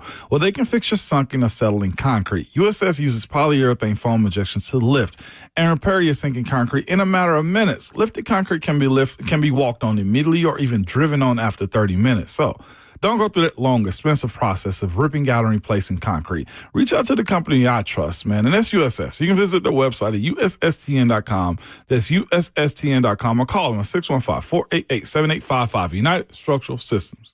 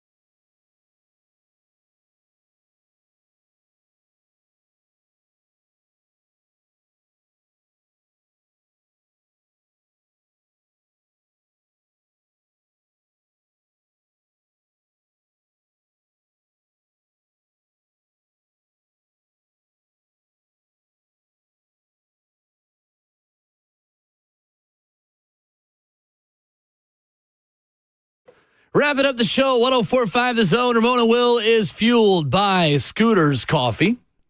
Amazing people, amazing drinks, amazingly fast. Great way to start your Monday with a hot cup of Scooter's Coffee, maybe a cold cup of Scooter's Coffee. Ramon Foster, there is a world-class athlete making a triumphant return to the peak of his sport coming up in a couple of weeks. You have no idea who I'm talking about, do you? No idea. So at 9 o'clock this morning, Joey Chestnut announces that he is returning to the Nathan's famous 4th of July hot dog eating contest. Yeah. Our long national nightmare is over. Yeah, buddy. Joey's back, baby. Back on top, baby. He is, sure. Why not? He's back, saying, "This event means the world to me. It is a cherished tradition, a celebration of American culture, and a huge part of my life." Well, Joey, it's a huge part of our lives as well. It most definitely is. Whenever I'm out on the grill, guess what? I make it a point to go in at about 3 o'clock Central to watch him get down. Do you hear me? Sure. Putting hot dogs in water and just swallowing them whole. I'm into watching that on 4th of July as soon as I pop fireworks. I can't believe it, though. I think it would have. You are a firework guy, aren't you? I'm a huge firework guy. I'm a kid when it comes to stuff from childhood. This is all we talk about this every year. Listen, man, my good buddy Carson Anderson, he gives me the hook up on some stuff. Boy, I'm telling you, Will, it's a show. I'm rivaling at this point Nashville's fireworks show. Oh. The humble Hendersonville fireworks show at the Foster household. I'm telling you, dog. Reportedly rivaling downtown Nashville, which is one of the biggest shows in the country. Our crowd is decent on the 4th of July. Okay, I might have to me? join that crowd this Although year. I will say, without going too far, I'm not sure if they're putting parameters on it this year because we kind of bucked the system last year with our HOA. Oh, okay. Most of the neighborhood wanted it. I go 90. But there was a loud minority that didn't want it. 92% wanted it. 92%? But what about the 8%? 8 got a lot of power. Well, listen, an executive decision. We won't hype it up then too much. That way it can fly under the radar, and then all the dogs in the neighborhood will curse your name again. I'll be out of the country. I'll be out of the country this year, though. So I'm going to miss it. But even my neighbors just like, "You're not going to be here for the 4th." I was like, "I can get you the firework hookup that I got." Yeah, sure. But no, man, we're rivaling. But shout out to Joey Chestnut, though. I think he had, jaw arthritis or something, I think, last couple of years is why he had to pull out. No, last year he signed with the Impossible Food brand. That's what it was. So he was kicked out of the competition. He had to go to Netflix and do his own thing. Listen, I know people that un-American. I know people that tried the Impossible diet too. Mm-hmm. You know what found it? It's impossible to stay on it. Exactly. Yeah. No. It's very possible to come back. I don't see any scenario. Yeah. ACAB low glizzy champion is crazy. And guess what? That dude's a millionaire behind eating hot dogs like that. The best athlete of our generation. I mean, seriously, he's dominated this field year after year that he's been in it. What are we talking about here? Yeah. We're talking about a patriotic act. I mean, no, what we're talking about is the NFL summer break. That's why we're talking about Joey Chestnut. Who would have imagined being in the first grade trying to learn math and then you turn into a hot dog eating contest champion? World known, too, dude. That's what's crazy. It's not bad. Yeah, how do you learn you're good at that? I was watching a video over the weekend of somebody, what is it called? Not hang gliding. Like when you put on the suit. Parasailing. No, like when you put on the suit and you can just like fly down a mountain. The squirrel suit is all. Okay, yeah, the squirrel suit thing. Yeah. How do you learn you're good at things like that? Like who one day decides, like, let me go try to jump off of a mountain and fly with a little squirrel suit kind of situation. So they're trying to make it like believable too. Like, so it came across my algorithm too. There was this dude who's like flying on carpets is real. He jumped off the side of a mountain, to your point, right, on the carpet. Yeah, who tried that for the first time and decided this is humanly possible? We can fly with squirrel suits. Like, absolutely not. Like there's certain times we'll ask myself, am I living life to the fullest when I see stuff like that? No. But no, I'm not trying to die. Yeah, well, fair on enough. The side of a mountain, Will, is what I'm saying. JC on Twitter, JC Photography, JC Jack Photography says, how does DeMarcus Cousins not get the roast this week? Boogie was tripping. After he put his hand in his pants and made someone smell it at a basketball game in the Dominican Republic. He did. It's not great. And swung on people. It's not great. Like, dude. Or was it Puerto Rico? It was one of them. Listen, respectfully, I don't know. But what I'm saying is this. When you're out of the country, like if I'm Boogie, I'm on the first, if I'm DeMarcus Cousins, I'm on the first plane back because those people can do something to my water. It's more of them than it is of you. I mean, Why are you trying to fight the entire stadium, DeMarcus? All right, you're right. Puerto Rico. Roasted. Puerto I've been Rico. in Puerto Rico. Great people, by the way. Great country, by the way. And I'm thinking to myself. Yeah, great people. You're down there making a bag. You know, he's 34. Yeah, he's young. I mean, for NBA, he could still be getting max deals at this point. He's 3 years younger than J.J. Spawn. He's 5 years younger than me. But if you saw it, he deserves to be on the the morning roast too. Oh yeah, no, it's crazy. He was swinging. Roasted. Like he was out there trying to whoop some tail, man, is what he was trying to do. Whoop some tail. Coming up. Trying to clean up my language these days. There you go. Yeah, whoop some tail. That's great. You and Cam Ward both. No, Taylor, you cannot get us skydiving. There's a weight limit on those suits, by the way. 1045 The Zone YouTube channel. Taylor H. writes in, can we please get Ramon and Slay to go skydiving with video documentation? I would nominate Bert to go with them. Well, Slay is getting a knee replacement, so he is out of commission. He's way out of commission. We're trying to keep Slay on the ground efficiently before we put Slay off the ground in the air. Exactly. And with expedience. I don't think he's going to be jumping after that either. So we can leave that one alone, Taylor. I like the idea, though. It's cool. I won't even get into the simulated one where you just go up and simulated skydiving? Yeah, no. I would skydive. You would? Yeah, why not? Murfreesboro got it. I'm still young enough to be an idiot with stuff like this. Look, I'm still in my 20s. I've got to make stupid decisions that I won't be able to make when my body says no once I turn 30. That's real. No, 30 is the new 20. You'll be all right. Oh, okay. When I turn 40. Yeah, there you go. That's when the life decisions got to be made. I got plenty of time to be an idiot. Yeah, no, absolutely not. Well, yeah, you do. You do. Well, we got to get through the wedding first. We do. That's right. I got to get in one piece. I got to get married.